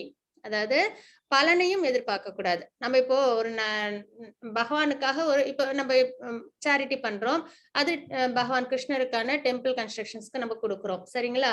இப்ப அதுவுமே வந்து நம்ம செய்யல அப்படின்னும் போது, அதாவது அந்த ஒரு விஷயமே நம்ம எடுத்துக்கிட்டா கூட அதையுமே நம்ம வந்து ரொம்ப வேற ஒரு இடத்துல நம்ம வந்து சேரிட்டி கொடுத்தாலும் அதுக்குன்னு ஒரு புண்ணிய பலன் நம்மளுக்கு கிடைக்கும் இல்லைங்களா? அந்த புண்ணிய பலனை கூட நம்ம என்ன பண்ணக்கூடாது, எதிர்பார்க்காம நம்ம செய்யணும் அப்படின்ற ஒரு அர்த்தமாகும். சரிங்களா? என்னை பற்றி இத்தகு உணர்விலும் முன்னால் செயலாற்ற முடியாவிடில் உனது செயலின் எல்லா விளைவுகளையும், நம்ம எந்த ஒரு நல்ல ஒரு விஷயம் செஞ்சாலும் பகவானுக்காக செய்யணும்ன்றதுதான் நிஷ்காம கர்ம யோகா. இப்ப பகவானுக்காக செய்யல, நம்ம ஏதோ நல்ல நல்ல பயஸ் ஆக்டிவிட்டிஸ் எல்லாம் பண்றோம்னாலும் அதையும் நம்ம என்ன பண்ணிடலாமா, தியாகம். அதோட அதாவது எனக்கு வந்து இப்ப இந்த சேரிட்டி பண்ணி எனக்கு இது சொர்க்கம் கிடைக்கும், இந்த நல்லது கிடைக்கும், அதையும் எதிர்பார்க்காம அந்த பலத்தை என்ன பண்ணிடலாம், நம்ம பகவானுக்கு நம்ம தியாகம் பண்ணிட்டு நம்ம என்ன பண்ணணும், நம்மளோட கடமைகளை நம்ம செய்யணும். ஆத்மாவில் நிலை பெற முயற்சி செய்ய வேண்டும். ஆத்மான் இருக்கு, அதுல நம்ம என்ன பண்ணணும், செல்ஃப் ரியலைசேஷனுக்கு நம்ம முன்னேறணும் அப்படின்றத நம்ம இங்க பாக்குறோம். ஹரே கிருஷ்ண மாதாஜி. 12.12. ஹரே கிருஷ்ணா. ஸ்ரேயோ ஹி ஞானமப்யாசாத் ஞானாத் தியானம் விசிஷ்யதே தியானாத் கர்ம ஃபலத்யாகஸ் தியாகாத் சாந்திரனந்தரம். ஹரே கிருஷ்ணா. ஹரே கிருஷ்ண மாதாஜி. அது இப்போ 4 நிலைகள் பார்த்துட்டோம். அதுக்கப்புறம் என்ன அப்படின்றத நம்ம பார்ப்போம். இப்பயிற்சியினை உன்னால் ஏற்றுக்கொள்ள முடியாவிடில் ஞானத்தை விருத்தி செய்வதில் உன்னை ஈடுபடுத்திக்கொள். அதுதான் நம்ம என்ன பண்றது, ஞான யோகம். நிறைய பகவானை பத்தின விஷயங்களை தெரிஞ்சுக்கிறதுல நிறைய சத்சங்களை நம்மள இன்வால்வ் பண்ணிக்கணும். அவங்க பகவானை பத்தி சொல்றதெல்லாம் நம்ம நிறைய கேட்டுக்கிட்டே இருக்கணும். அப்ப கேட்க கேட்க நம்ம மனம் என்ன பண்ணும், நம்மளுக்கு ஒரு பக்குவ நிலையை கொண்டு வரும். சரிங்களா? அப்போ இங்க அததான் சொன்னாங்க, ஞானத்தை விருத்தி செய்வதில் உன்னை ஈடுபடுத்திக்கொள். இருப்பினும் ஞானத்தை விட தியானம் சிறந்தது, மேலும் தியானத்தை விட செயல்களின் பலன்களை தியாகம் செய்தல் சிறந்தது. ஏனெனில் இத்தகு தியாகத்தினால் மன அமைதியை அடைய முடியும். பகவானை பத்தி நிறைய நம்ம கேட்கறது, அதுக்கப்புறம் எந்த ஒரு செயலையும் நம்ம பலனை எதிர்பார்த்து செய்யாம இருக்கிறது பேசிக்காவே. சரிங்களா? அத மாதிரி நம்ம செய்யும்போது கூட நம்மளுக்கு என்ன ஆகும், நம்மளுக்கு மன அமைதி ஏற்படும் அப்படின்றத நம்ம இங்க பாக்குறோம். இது ரொம்ப என்னது ஸ்டார்டிங், அதாவது பகவான் மேல ஒரு நம்பிக்கை இல்லாம, டிவோஷனல் சர்வீஸ்ல ஒரு விருப்பமே இல்லாம அப்படியெல்லாம் இருக்கிறவங்களோட ஆரம்ப நிலை இதெல்லாம். சரிங்களா? அதே டிவோஷனல் சர்வீஸ்ல பகவான் தான் பிரதானம், அவங்கதான் எல்லாத்துக்கும் சர்வ காரணம் தெரிஞ்சதுக்கு அப்புறம் என்ன பண்ண ஆரம்பிப்போம், நம்ம அனன்ய பக்திக்கு ஆட்டோமேட்டிக்கா நம்ம எலிவேட் ஆயிடுவோம். சரிங்களா? ஹரே கிருஷ்ண மாதாஜி. 12.13 and 14. ஹரே கிருஷ்ணா. அத்வேஷ்டா சர்வபூதானாம் மைத்ர கருண ஏவச நிர்மமோ நிரஹங்காரஸ் சமதுக்க சுகட்சமி சந்துஷ்ட சததம் யோகி யதாத்மா திருட நிச்சயः மையர்பித மனோபுத்திர் யோ மத் பக்த சமே பிரியः. ஹரே கிருஷ்ணா. ஹரே கிருஷ்ணா மாதாஜி. இது வரைக்கும் நம்ம பார்த்தது பக்தியோட ஸ்டேஜஸ். சரிங்களா? அனன்ய பக்தி பார்த்தோம், அதுக்கப்புறம் சாதனா பக்தி பார்த்தோம், அதுக்கப்புறம் நிஷ்காம கர்ம யோகா பார்த்தோம், அதுக்கப்புறம் சகாம கர்ம யோகா பார்த்தோம், அதுக்கப்புறம் தியானம் ஞானம், இந்த நிலைகளை நம்ம பார்த்தோம். சரிங்களா? இதுல நம்ம என்ன பண்ணணும், நம்ம படிப்படியா எலிவேட் ஆகி அனன்ய பக்தி தான் இருக்கிறதுல வந்தது, அதை நம்ம என்ன பண்ணணும், வாழ்க்கையில நம்ம கடைபிடிக்கணும் அப்படின்றத நம்ம தெரிஞ்சுக்கிட்டோம். ஸ்டேஜஸ் பக்தி பார்த்தாச்சு. இப்போ என்ன மாதிரி இருந்தா பகவானுக்கு நம்மள பிடிக்கும் அப்படின்றத நம்ம இங்க பார்க்க போறோம். சரிங்களா? இதுல என்ன சொல்லியிருக்காங்கன்னு பார்க்கலாம். எவனொருவன் பொறாமை இல்லாதவனாக, இத நம்ம இதுக்கு முன்னையும் பார்த்திருக்கோம். 9th சாப்டர் ஸ்டார்ட் பண்ணும் போதே இந்த கான்பிடென்ஷியல் நாலேஜ நான் உனக்கு கொடுக்குறேன் அர்ஜுனா, ஏன்னா நீ நான் என்வியஸ், அதாவது பொறாமை இல்லாதவன் அப்படின்றத சொன்னாங்க இல்லைங்களா? ஆக பொறாமைன்ற ஒரு குணம் மட்டும் என்னது, பகவானுக்கு ஏத்துக்கொள்ளவே முடியாத ஒரு குணம். எல்லா உயிர்களுக்கும் அன்பான நண்பனாக, தன்னை உரிமையாளராக கருதாதவனாக, அதாவது எல்லா உயிரினங்களுக்கும் எப்படி இருக்கணும், யாரையும் ஹர்ட் பண்ணாம நண்பனா இருக்கணும். அதுக்கப்புறம் உரிமையாளர் நம்ம நினைக்கவே கூடாது. அது என்னது, அப்படி நினைச்சோனாலும் நம்ம ஃபால்ஸ் ஈகோல இருப்போம்னு அர்த்தமாகும். சரிங்களா? ஏன்னா நம்ம இந்த பிறப்ப நம்மளா கேட்டு பெறல, நம்மளுக்கா அமைஞ்சது. இந்த உடலா இருக்கட்டும், நம்மளுக்கு இந்த உறவுகளா இருக்கட்டும், இந்த வாழ்க்கை தரமா இருக்கட்டும், எதுவுமே நம்ம எனக்கு இப்படிதான் வேணும் நம்ம விருப்பப்பட்டு நம்ம வந்தோமா? இல்ல. நம்மளோட கர்மங்களுக்கு ஏத்த மாதிரியும், நம்மளோட ஆசைகளுக்கு ஏத்த மாதிரியும், நம்ம குணத்துக்கு ஏத்த மாதிரியும் நம்மளுக்கு பிறவி கிடைச்சது. அப்போ நம்ம என்ன செய்யக்கூடாது, எந்த ஒரு இடத்துலயும் உரிமையாளராக நம்மள கருதக்கூடாது. என்னோடது அப்படின்றது, இது என்னால நடக்குது அப்படின்றது நம்ம எடுத்துக்க கூடாது. அகங்காரத்தில் இருந்து விடுபட்டவனாக, அதுதான் என்னது அகங்காரம்ன்றது, இது ப்ரௌடா இருக்கிறது, ப்ரைடா இருக்கிறது. சரிங்களா? இன்ப துன்பங்களில் சமநிலையுடையனாக, ஏன்னா இன்பம் துன்பம் அதையும் நம்ம பார்த்தோம். என்னது, செகண்ட் சாப்டர்லயே பார்த்தோம் இல்லைங்களா? அதாவது அது சீசன்ஸ் மாதிரி வரும் போகும். இன்பம் நம்ம இப்போ கோயிலுக்கு போய் நம்ம கேட்கிறோம், எனக்கு இந்த நல்லது கொடு, இந்த கெட்டது கொடு, இந்த நல்லது கொடு, இந்த பணம் வேணும் அப்படின்னு சொல்லி நம்ம கேட்கிறோம். சரிங்களா? ஆனா நம்ம யாரும் போய் எனக்கு இந்த கெட்டது கொடு நம்ம கேட்கறது இல்ல. ஆனா கெட்டது நம்மளுக்கு வருது இல்லைங்களா? துன்பங்கள் நம்மளுக்கு வருது. அதே மாதிரிதான் நம்மளோட கர்மத்துக்கு ஏத்த மாதிரி நம்மளுக்குன்னு ஒரு இன்பம் இருந்ததுன்னா அதுவும் என்ன ஆகும், நம்மள அடையும். அப்படின்ற ஒரு பக்குவம் நம்மளுக்கு வந்துருச்சுனாலே நம்ம பகவான் கிட்ட எதையும் நம்ம கேட்க மாட்டோம். நம்ம செயல்ல தான் நம்ம கவனமா இருப்போம். நம்ம குணங்களையும் நம்ம செயல்களையும் நம்ம கரெக்டா, ஆசைகளையும் கரெக்டா இருந்தோம்னாலே நம்மளுக்கு என்ன வராது, கெட்டது நம்மளுக்கு வராது. ஆனா அதெல்லாம் என்னது, எல்லாமே யார்கிட்ட இருந்து தான் வந்திருக்கு, பகவான் கிட்ட இருந்து தான். நம்மளும் சோல்ல இருந்து, இந்த உலகத்துல இருந்து எல்லாம் பகவான் கிட்ட இருந்து தான் வந்திருக்கு. அப்ப பகவானுக்கு டிவோஷனல் சர்வீஸும் நம்ம என்ன பண்ணணும், கூடவே பண்ணணும். சரிங்களா? அப்ப இங்க நம்ம என்ன பார்க்கிறோம்னா, துன்ப இன்பங்களில் சமநிலையுடனாக இருக்க வேண்டும். எதுக்காக 2த்துல சமநிலையில இருக்கணும்? இப்ப துன்பம் வந்தா என்ன பண்ணிடுவோம்? பகவான துவேஷிக்க ஆரம்பிச்சுருவோம். இன்பம் வந்தா உடனே நம்மளுக்கு கர்வம் வந்துரும் இல்லைங்களா? உடனே பிரைட் வந்துரும். அப்ப இது 2த்தையுமே நம்ம என்ன பண்ணணும்? நம்ப சமநிலையில பார்க்கணும். இன்பம் வருதா? இது என்னது? பகவானோட அனுகிரகத்துல எனக்கு இது கிடைச்சிருக்கு. துன்பம் வந்துதா? சரி இது என்னோட கர்மானால எனக்கு நடந்திருக்கு. அதனால நான் வந்து என்ன பண்ணணும்? இத நானு அனுபவிக்கணும். அப்படின்ற ஒரு சமநிலையோட நம்ம அத ஏத்துக்கும்போது நம்மளுக்கு என்ன ஆகாது? நம்மளுக்கு அந்த ஃப்ளக்சுவேட் ஆகாது அப்படின்றத நம்ம இங்க பார்க்கிறோம். சகிப்புத்தன்மையுடன் எப்பொழுதும் திருப்தியுற்று சுய கட்டுப்பாடு உடையவனாக இருக்க வேண்டும். அதாவது என்னன்னா சகிப்புத்தன்மை டாலரன்ஸ் இருக்கணும். அதுக்கப்புறம் திருப்தியோட இருக்கணும். எது இருந்தாலும் அது என்னது நம்ம கிட்ட என்ன இருக்கோ அதை வச்சு நம்ம திருப்தி அடைஞ்சுக்கிறது. சரிங்களா? சுய கட்டுப்பாடு செல்ஃப் கண்ட்ரோல் அதுவும் வந்து இருக்கணும். அதே மாதிரி ஒழுக்கங்கள் அதுவும் இருக்கணும். தனது மனத்தையும் புத்தியையும் எண்ணில் நிலைநிறுத்தி உறுதியுடன் பக்தி தொண்டில் ஈடுபட்டுள்ளானோ புத்தியையும் மனதையும் அதாவது பகவான் மேல உறுதியுடன் அதுதான் ரொம்ப முக்கியம். ஃப்ரிம்மா இருக்காது. அதாவது டிட்டர்மினண்டா இருக்காது. பக்தி தொண்டில் ஈடுபட்டுள்ளானோ என்னுடைய அத்தகு பக்தன் எனக்கு மிகவும் பிரியமானவன் அப்படின்றது இங்க பகவான் சொல்றாங்க. சரிங்களா? 13 ஸ்லோகத்துல இருந்து 20 ஸ்லோகம் வரைக்கும் எப்படி இருந்தா பகவானுக்கு ரொம்ப பிடிக்கும் அப்படின்றத நம்ம இங்க பார்க்க போறோம்.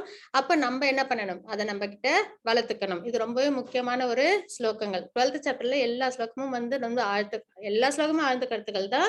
இதை நம்ம வாழ்க்கையில நம்ம கடைபிடிக்கிறதுக்கு ரொம்பவே ஏதுவா இருக்கும். சரிங்களா?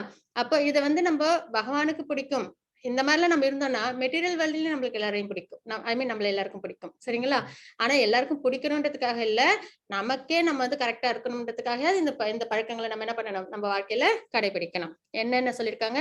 பொறாமை இல்லாதவனாக, எல்லா உயிர்களுக்கும் அன்பான நண்பனாக, தன்னை உரிமையாளராக கருதாதவனாக, அகங்காரத்திலிருந்து விடுபட்டவனாக, துன்ப இன்பங்களில் சமநிலையுடையவனாக, சகிப்புத்தன்மையுடன் எப்பொழுதும் திருப்தியுற்று சுய கட்டுப்பாடு உடையவனாக, தனது மனத்தையும் புத்தியையும் என்னில் நிலைநிறுத்தி உறுதியுடன் பக்தி தொண்டில் ஈடுபட்டுள்ளானோ என்னுடைய அத்தகு பக்தன் எனக்கு மிகவும் பிரியமானவன். இந்த இடத்துல பகவான் சொல்றாங்களா என்னுடைய அத்தகு பக்தன். ஏன்னா 9th சாப்டர்ல சொல்லியிருக்காங்க என்னோட பக்தன் என்றும் அழிவதில்லை அப்படின்னு வந்து பகவான் சொல்லியிருக்காங்க இல்லைங்களா? அப்ப அவங்களுக்கு பிடிச்ச பக்தன் எப்படி இருக்கணும்ன்றத நம்ம தெரிஞ்சுக்கிட்டாதானே நம்மளுக்கு அவங்களுக்கு பக்தனா இருக்க முடியும். அப்பதானே வந்து என்னது பகவான் சொன்ன அந்த ஒரு லெவல் நம்மளுக்கு கிடைக்கும். ஒரு தகுதி. அப்போ நம்ம என்ன பண்ணணும்? இதெல்லாம் நம்ம கிட்ட வளர்த்துக்கணும். ரொம்ப வந்து என்னது கொஞ்சம் பிரயத்தனப்பட்டா நம்மளால என்ன பண்ண முடியும்? இதெல்லாம் நம்ம கண்டிப்பா வளர்த்துக்க முடியும். ஆனா அதுல நம்மளுக்கு விருப்பம் இருக்கணும். விருப்பம் இருந்ததுன்னா நம்மளால கண்டிப்பா முடியும். அதுக்குதான் நிறைய ஸ்டோரிஸ். பிரகலாத் மகாராஜ் ஸ்டோரி, அம்பரீஷ் மகாராஜ் ஸ்டோரியும் நல்ல ஒரு என்னது எடுத்துக்காட்டா நம்மளுக்கு இருக்கும். ஆபத்து சமயத்துல பகவான் அவங்களை எப்படி காப்பாத்துனாங்க. அப்படி அந்த அளவுக்கு நம்மளும் என்ன பண்ணணும்? அவங்க 2 பேருமே பாத்தீங்கன்னா அவங்களை கஷ்டப்படுத்தினவங்களும் என்னவே பண்ணது இல்ல. துன்புறுத்தணும்னு நினைச்சதே இல்ல. பிரகலாத் மகாராஜா இருக்கட்டும், அம்பரீஷ் மகாராஜா இருக்கட்டும். மன்னிக்கும் குணத்தோடயே தான் இருந்தாங்க இல்லைங்களா? அவங்களுக்கு கொடுத்து அதே மாதிரி பரீட்சித் மகாராஜும் சாபம் கிடைச்ச உடனே நான் ஒரு கிங் என்ன போய் நீ சபிச்சிட்டியா அப்படின்னு சொல்லிட்டு திரும்பி என்ன பண்ணல எதுவும் வந்து அவங்கள பனிஷ் பண்ணல. அது அப்படியே அவங்க அக்செப்ட் பண்ணிட்டாங்க இல்லைங்களா? அந்த குணம் தான் அந்த ஒரு தன்மை இருக்கு இல்லைங்களா? அந்த மாதிரி இருந்தாதான் நம்மளுக்கு என்ன கிடைக்கும்? அந்த பகவானோட பக்தன்ற அந்த ஒரு தகுதி நம்மளுக்கு கிடைக்கும். அப்ப அதை நம்ம என்ன பண்ணணும்? கொஞ்சம் கொஞ்சமா நம்ம வாழ்க்கையில கண்டிப்பா அடையணும் அப்படின்றத நம்ம இங்க பாக்குறோம்.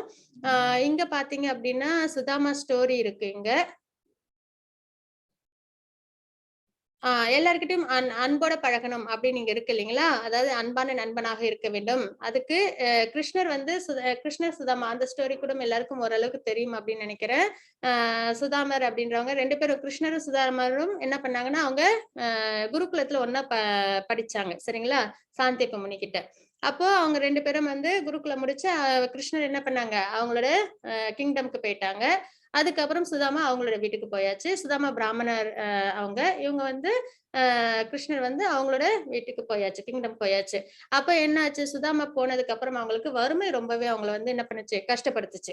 அப்போ அவங்களோட ஒய்ஃப் சொன்னாங்க, இந்த மாதிரி உங்களோட ஃப்ரெண்டு தான் வந்து கிருஷ்ணர் வந்து கிங்கா இருக்காங்களே அவங்க கிட்ட போய் கொஞ்சம் செல்வம் வாங்கிட்டு வாங்க அப்படின்னு சொல்லவும் சுதாமா என்ன சொன்னாங்க, இல்ல நட்பு வந்து ரொம்ப உயர்ந்தது.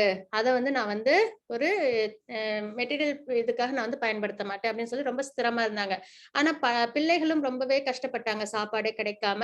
அப்போ வேற வழியே இல்லாம அவங்க மனைவியும் குழந்தையும் கஷ்டப்படுறத பார்த்து அவங்க மனைவி சொல் பேச்சு கேட்டு என்ன பண்ணாங்க? அவங்க கொஞ்சமா அவுள் எடுத்துக்கிட்டு கிருஷ்ணரை போய் பாக்குறதுக்காக போனாங்க. அப்போ அவங்களோட பேலஸ் கிட்ட போன உடனே அங்க வந்து உள்ளார அவங்கள விடல. அந்த கேட் கீப்பர்ஸ்லாம். அப்போ கொஞ்சம் ஆர்குமெண்ட் நடக்குது. அப்போ கிருஷ்ணர் வெளியில பாக்குறாங்க. பார்த்தோனே சுதாமா பார்த்ததும் கிருஷ்ணர் என்ன பண்ணாங்க, இறங்கி அவங்களே கீழ வந்து அவங்கள கூட்டிட்டு போய் அவங்கள என்ன பண்றாங்க, அவங்க அரண்மனையில உட்கார வச்சு அவங்களுக்கு பாதங்கள்லாம் என்ன பண்றாங்க, கழுவி விட்டு ருக்மிணி தேவி வந்து சாமரம்லாம் வீசி விடுறாங்க. அதுக்கப்புறமா அவங்களுக்கு அவ்ளோ உபச்சாரம். அதாவது அந்த காலத்துல பாத்தீங்கன்னா இந்த மியூசிக்லாம் வாசிக்கிறவங்களா இருப்பாங்க இல்லைங்களா, நல்ல ரெஸ்ட் எடுக்கிறதுக்கு எல்லா கம்ஃபர்டபுளும் பண்ணி கொடுத்து மியூசிக்லாம் வாசிக்க வச்சு பாட்டெல்லாம் பாட சொல்லி அவங்கள வந்து அந்த அளவு ராஜ உபச்சாரம் வந்து பகவான் வந்து அவங்களுக்கு கொடுத்தாங்க. அப்புறம் பகவான் வந்து அவங்களுக்கு என்ன பண்ணிருக்காங்க, பாதத்தையும் வந்து அலம்பி விட்டுருக்காங்க இல்லைங்களா. அப்போ இந்த அளவுக்கு அதாவது எல்லாரையும் நண்பனா பார்க்கணும்ன்ற ஒரு விஷயத்தையும் பகவான் நம்மளுக்கு என்னது சுதாமா விஷயத்துல நம்மளுக்கு எப்படின்றத செஞ்சே காமிச்சிருக்காங்க சரிங்களா. ஏன்னா நம்மளுக்கு அதை பார்க்கும்போது நம்மளால அதை புரிஞ்சுக்க முடியும். அப்புறம் கொஞ்சம் அப்படி எல்லாம் நாட்கள்லாம் கடந்து போகுது. அப்போ கிருஷ்ணர் வந்து கேக்குறாங்க என்ன விஷயமா வந்திருக்கு அப்படின்னு சொன்ன உடனே அப்பயும் என்னது இவ்வளவு தூரம் நட்புக்கு மரியாதை கொடுக்குற கிருஷ்ணர் கிட்ட அவங்களுக்கு என்ன பண்ண தோணல, எனக்கு இந்த மாதிரி செல்வம் வேணும் அருமையில இருக்கு அப்படின்னு கேட்கறதுக்கு மனம் வரல. அப்புறம் கிருஷ்ணரும் கேட்டு கேட்டு பாக்குறாங்க, இல்ல அப்படின்னு ஒண்ணும் விஷயம் சொல்லல. அப்புறம் வந்து எனக்காக ஒண்ணும் கொண்டு வரலையானோடனே அவள் கொண்டு வந்திருக்கேன்னு சொல்லிட்டு அந்த கொஞ்சமா அந்த துணியில கட்டி எடுத்துட்டு வந்ததை காமிக்கிறாங்க. உடனே எனக்கு பிடிச்சதை கொண்டு வந்திருக்கேன்னு சொல்லி என்ன பண்றாங்க, அதை வாங்கி சாப்பிடுறாங்க. அப்போ வந்து ருக்மிணி மாதா என்ன பண்றாங்க, 3வது வாயை எடுத்து வைக்கும்போது கையை பிடிச்சிடுறாங்க. ஏன்னா எல்லா செல்வத்தையும் என்ன பண்றாங்க, ஒரு ஒரு வாயிலும் சாப்பிடும்போது அது அங்க போகுது. சுதாமா அவங்களோட அவங்களுக்கு மட்டும் இல்லாம அந்த ஊருக்கு அந்த செழிப்பு வந்து போகுது. அப்படி வந்து நடக்குது. அதுக்கப்புறமும் சுதாமா வந்து எதுவுமே கேட்கல. கேட்காம என்ன பண்ணிடுறாங்க, பகவான் கிட்ட இருந்து விடை பெற்றுட்டு அவங்க ஊருக்கு போறாங்க. போய் பார்த்தா அவங்களோட மனைவியும் குழந்தைகளையும் அவங்களாலே அடையாளம் கண்டுபிடிக்க முடியல. அந்த அளவு என்னது மாளிகையா இருக்கு, ஊரெல்லாம் மாளிகையா இருக்கு. எல்லாருமே ரொம்ப செல்வ செழிப்போட இருக்காங்க. அவங்க மனைவி வந்து இவங்கள கூப்பிடும்போது இவங்களால அடையாளமே கண்டுபிடிக்க முடியல. அந்த அளவுக்கு அவங்களும் என்னது ரொம்ப தேஜஸோட இருந்தாங்க. அப்புறமா சுதாமா வந்து அப்பதான் தெரிஞ்சுக்கிட்டாங்க கிருஷ்ணர் நட்புக்கு எவ்வளோ இம்பார்ட்டன்ஸ் கொடுக்குறாங்க அப்படின்ற ஒரு விஷயம். அப்போ இந்த மாதிரி நம்ம நிறைய விஷயங்கள் தெரிஞ்சுக்கும் போது இந்த மாதிரி பாஸ்ட் டென்ஸ்லாம் நம்மளுக்கு தெரிஞ்சுக்கும் போது நம்மளுக்கும் அந்த தாத்பரியம் நம்மளுக்கு புரிய ஆரம்பிக்கும். அதான் இங்க பாத்தீங்கன்னா எல்லா உயிரிலும் அன்பான நண்பனாக இருக்க வேண்டும் அப்படின்னு சொல்லியிருக்காங்க இல்லைங்களா. அந்த மாதிரி நம்ம அதாவது பாரபட்சம் எதுவுமே பார்க்க கூடாது. தாழ்ந்தவங்க உயர்ந்தவங்க நல்லவங்க கெட்டவங்க பணக்காரவங்க ஏழை அந்த மாதிரி எல்லாம் பார்த்து பழகாம எல்லார்கிட்டயும் எப்படி இருக்கணும், சமநோக்குட பழகணும், நண்பனா இருக்கணும் அப்படின்றத நம்ம பாக்குறோம். ஹரே கிருஷ்ணா மாதாஜி. 12.15. ஹரே கிருஷ்ணா. ஹரே கிருஷ்ணா.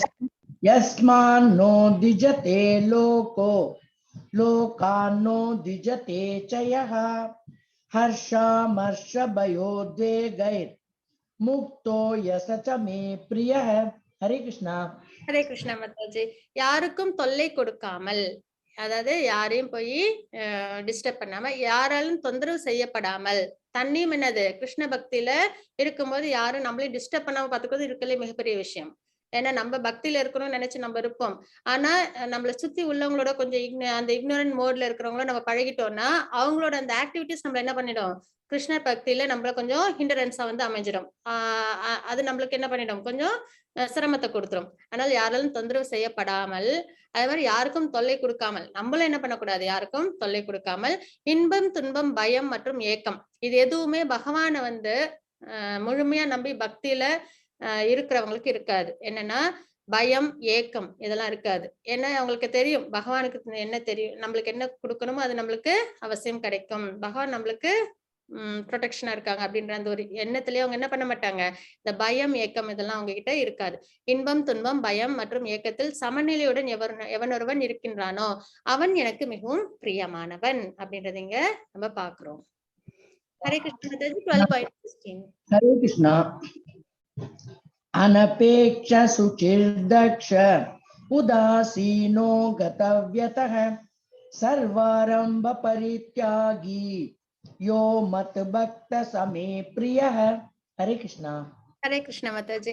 எவன் ஒருவன் சாதாரண செயல்களை சார்ந்து வாழாமல், சாதாரண செயல்கள்னா என்னது, மெட்டீரியல் ஆக்டிவிட்டிஸ் சரிங்களா, சாதாரண செயல்களை சார்ந்து வாழாமல் தூய்மையாக நிபுணனாக, தூய்மைன்றது ரொம்ப முக்கியம், மன தூய்மை புற தூய்மை ரெண்டுமே, நிபுணனாக கவலைகளின்றி எந்த கவலையும் படவே வேண்டாம், இந்த மெட்டீரியல் வேர்ல்டுல தான் நம்மளுக்கு கவலைகள்லாம் வரும். எனக்கு இது கிடைக்குமோ கிடைக்காதோ, எனக்கு இப்படி நடந்துருமோ நடக்காதோ, எல்லாமே இந்த மெட்டீரியல் வேர்ல்ட பொறுத்து தான் நம்மளுக்கு அந்த கவலைகளே இருக்கும்.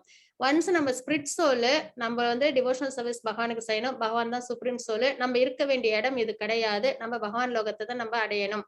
அப்படின்ற அந்த ஒரு கான்செப்ட்ல நம்ம வாழ்க்கைய நம்ம வாழ்ந்தோம்னாலே, இந்த மெட்டீரியல் வேர்ல்டுல நம்மளுக்கு என்ன துக்கம் வந்தாலும், என்ன விஷயங்கள் நடந்தாலும், ஏன்னா எல்லாமே என்னது நம்மளுக்கு ஒரு லிமிட்டட்ல தான் இருக்கும். நம்ம வந்து எதையும் நம்ம வந்து அன்லிமிட்டடா நம்ம இங்க என்ஜாய் பண்ண முடியாது. அதே மாதிரி நம்மளால எதையும் தக்கவும் வச்சுக்க முடியாது. எனக்கு இது வேணும்னு நினைச்சு இந்த உயிரையோ, இல்லைன்னா இந்த பிறவியையோ, என்னை சுத்தி உள்ளவங்களையோ நான் என்னால தக்க வச்சுக்க முடியுமா? இல்ல ஏதோ ஒண்ணு எனக்கு நடக்குது அப்படின்னா, அதையும் என்னால என்னது கண்ட்ரோல் பண்ணி அதை என்னால வந்து ஓவர் கம் பண்ண முடியுமானா கிடையாது. அப்போ இந்த நிதர்சனத்தை புரிஞ்சுக்கிட்டதுக்கு அப்புறம் வாழ்க்கையில எது நடந்தாலும் அது என்னது பகவான மட்டும் நம்ம என்ன பண்ணணும், நம்ம மனதுல நிலைநிறுத்தணும். அப்படி நம்ம இருந்தோம்னா நம்மளுக்கு அந்த ஆஹ் கவலைன்றது இந்த மெட்டீரியல் வேர்ல்ட்ல இருக்கும்போது நம்மளுக்கு கிடையாது. பக்தி, அதுக்குதான் பக்தி பண்ணணும். பக்தி பண்ணும்போது மட்டும்தான் நம்மளுக்கு இந்த மெட்டீரியல் வேர்ல்டுல இருந்து ஏற்படுற கவலைகள் நம்மள பாதிக்காம இருக்கும். சரிங்களா? அதுதான் ஒரு இப்ப டிவோட்டீஸ்னா உடனே அவங்களுக்கு வந்து கவலைகள்லாம் இருக்காதா அப்படின்னு கேட்டா கண்டிப்பா கஷ்டமும் இருக்கும், கவலையும் இருக்கும். ஏன்னா கர்மம்ன்றது இருக்கு. அப்ப கண்டிப்பா இருக்கதான் செய்யும். ஆனா அதை எப்படி அவங்களால பாகுபடுத்திக்க முடியும்னா, சரி இது எனக்கு விதிக்கப்பட்ட கர்மத்தினால வந்தது அப்படின்றத அவங்க அக்செப்ட் பண்ணிப்பாங்க. 2வது இந்த மெட்டீரியல் வேர்ல்டோடது. எனக்கும் ஆத்மாவுக்கும் எனக்கும் இதுக்கும் சம்பந்தம் இல்ல. அப்படின்ற இந்த தாத்பரியங்கள்லாம் புரியும்போது, அவங்களுக்கு அந்த கவலைன்றது அவங்களுக்கு வரவே வராது. சரிங்களா? என்ன நடந்தாலும் அவங்க அக்செப்ட் பண்ணிப்பாங்க. அக்செப்ட் பண்ணிட்டு பகவானுக்கு டிவோஷனல் சர்வீஸ் பண்றதுதான் இருக்கலே நிதர்சனமான உண்மை. அதுலதான் நான் என்ன ஃபோக்கஸ் பண்ணிக்கணும் அப்படின்ற அந்த ஒரு மன தைரியத்துல அவங்க இருக்கிறதுனால, அவங்களுக்கு என்ன ஆகாது, இந்த கவலைன்ற இந்த பாதிப்பு அவங்களுக்கு வராது. கவலைகள் இன்றி எல்லாவித வழிகளில் இருந்தும் விடுபட்டவனாக. ஏன்னா நம்ம இங்க எந்த ஒரு வலியா இருக்கட்டும், கவலையா இருக்கட்டும், அது இந்த மெட்டீரியல் வேர்ல்டு தான் இல்லைங்களா? அப்போ அதுல இருந்து விடுபட்டவனாக இருப்பாங்க. ஏன்னா அவங்க முழுக்க முழுக்க என்னது பகவானை மட்டும்தான் அவங்க வாழ்க்கையில அவங்க ஏத்துட்டு இருப்பாங்க. ஏதேனும் பலனுக்காக முயற்சி செய்யாதவனாக உள்ளானோ எனது அத்தகு பக்தன் எனக்கு மிகவும் பிரியமானவன். இது எல்லாமே ஒன்னொன்னும் நம்ம தாத்பரியத்தை புரியும் போது நம்மள சோலா தான் நம்ம யோசிப்போம். நம்ம இந்த மெட்டீரியல் பாடியா நம்மள என்னைக்கு நம்ம என்ன பண்ண மாட்டோம், இந்த மெட்டீரியல் விஷயங்கள் எதுவும் நம்மள வந்து பாதிப்பு ஏற்படுத்த, அப்படியே பாதிப்பு ஏற்படுத்தினாலும் நம்மளால அதை என்ன பண்ண முடியாது, கண்ட்ரோலும் பண்ண முடியாது இல்லைங்களா? அதாவது விதிக்கப்பட்ட இதுல நடந்துகிட்டே தான் இருக்க போகுது. அப்ப நம்ம என்ன பண்ணலாம், அந்த மாதிரி கண்ட்ரோல் பண்ண முடியாத ஒரு விஷயத்துல நம்மள போட்டு மனசை போட்டு கஷ்டப்படுத்தி என்னடா இப்படி இருக்கோமே இப்படி நடக்குதுன்றத அதை விட்டுட்டு நம்ம என்ன பண்ணலாம், நிம்மதியா அது என்னோட கண்ட்ரோல்லயும் இல்ல, அது எனக்கு சம்பந்தமும் இல்லைன்ற மாதிரி பகவான் மேல பக்தியை பண்ணும்போது நம்மளுக்கு என்ன நடக்காது, கஷ்டங்கள்னால நம்மளால பாதிப்பு வர்றத நம்மளால அவாய்ட் பண்ண முடியும். சரிங்களா? அததான் நம்ம இங்க பாக்குறோம். இந்த மாதிரி யார் ஒருத்தவங்க இருக்காங்களோ என்ன மாதிரி சாதாரண செயல்களை சார்ந்து வாழாமல் மெட்டீரியல் செயல்கள் தூய்மையாக, நிபுணனாக, கவலைகள் இன்றி எல்லாவித வழிகளில் இருந்தும் விடுபட்டவனாக, ஏதேனும் பலனுக்காக முயற்சி செய்யாதவனாக உள்ளானோ, பக்தி தவிர, பகவானை தவிர வேற எதுக்கும் என்னது இது வேணும் அது வேணும் அந்த ஆங்கரிங் இல்லாம இருக்காங்களோ, எனது அத்தகு பக்தன் எனக்கு மிகவும் பிரியமானவன் அப்படின்றத நம்ம இங்க பாக்குறோம். எனது பக்தன் என்றும் அழிவதில்லை அப்படின்னு அர்ஜுனர் சொல்லியிருக்காங்க. அப்ப பக்தன் எப்படி இருக்கணும்ன்றதுக்கான விஷயம் தான் நம்ம இங்க பாத்துட்டு இருக்கோம். ஹரே கிருஷ்ண மாதாஜி 12.17. यो न हृष्यति न द्वेष्टि न शोचति न कांक्षति शुभाशुभ परित्यागी भक्तिमान्य समे प्रियः. हरे कृष्णा. ஹரே கிருஷ்ண மாதாஜி. எவனொருவன் ஒருபோதும் மகிழ்வதில்லையோ, துன்பப்படுவதில்லையோ, புலம்புவதில்லையோ, ஆசைப்படுவதில்லையோ, மேலும் எவனொருவன் மங்களமானவை அமங்கலமானவை ஆகிய இரண்டையும் துறக்கின்றானோ அத்தகு பக்திமான் எனக்கு மிகவும் பிரியமானவன் அப்படின்றத நம்ம இங்க பாக்குறோம். சரிங்களா? இல்ல பாத்தீங்கன்னா பிரகலாத் மகாராஜ் அவங்க பாத்தீங்கன்னா எவ்வளவு கஷ்டம் வந்தாலும் அவங்க என்ன பண்ணல, துன்பம் படல, புலம்பல. சரிங்களா? எங்க அப்பா இப்படி பண்றாங்களே அப்படின்லாம் அவங்க ஒரு நாளும் நினைக்கவே இல்லை. ஃப்ரிம்மா அவங்களோட ஃபோக்கஸ் ஃபுல்லா பகவான் மேலதான் இருந்தது, பக்தியில தான் இருந்தது.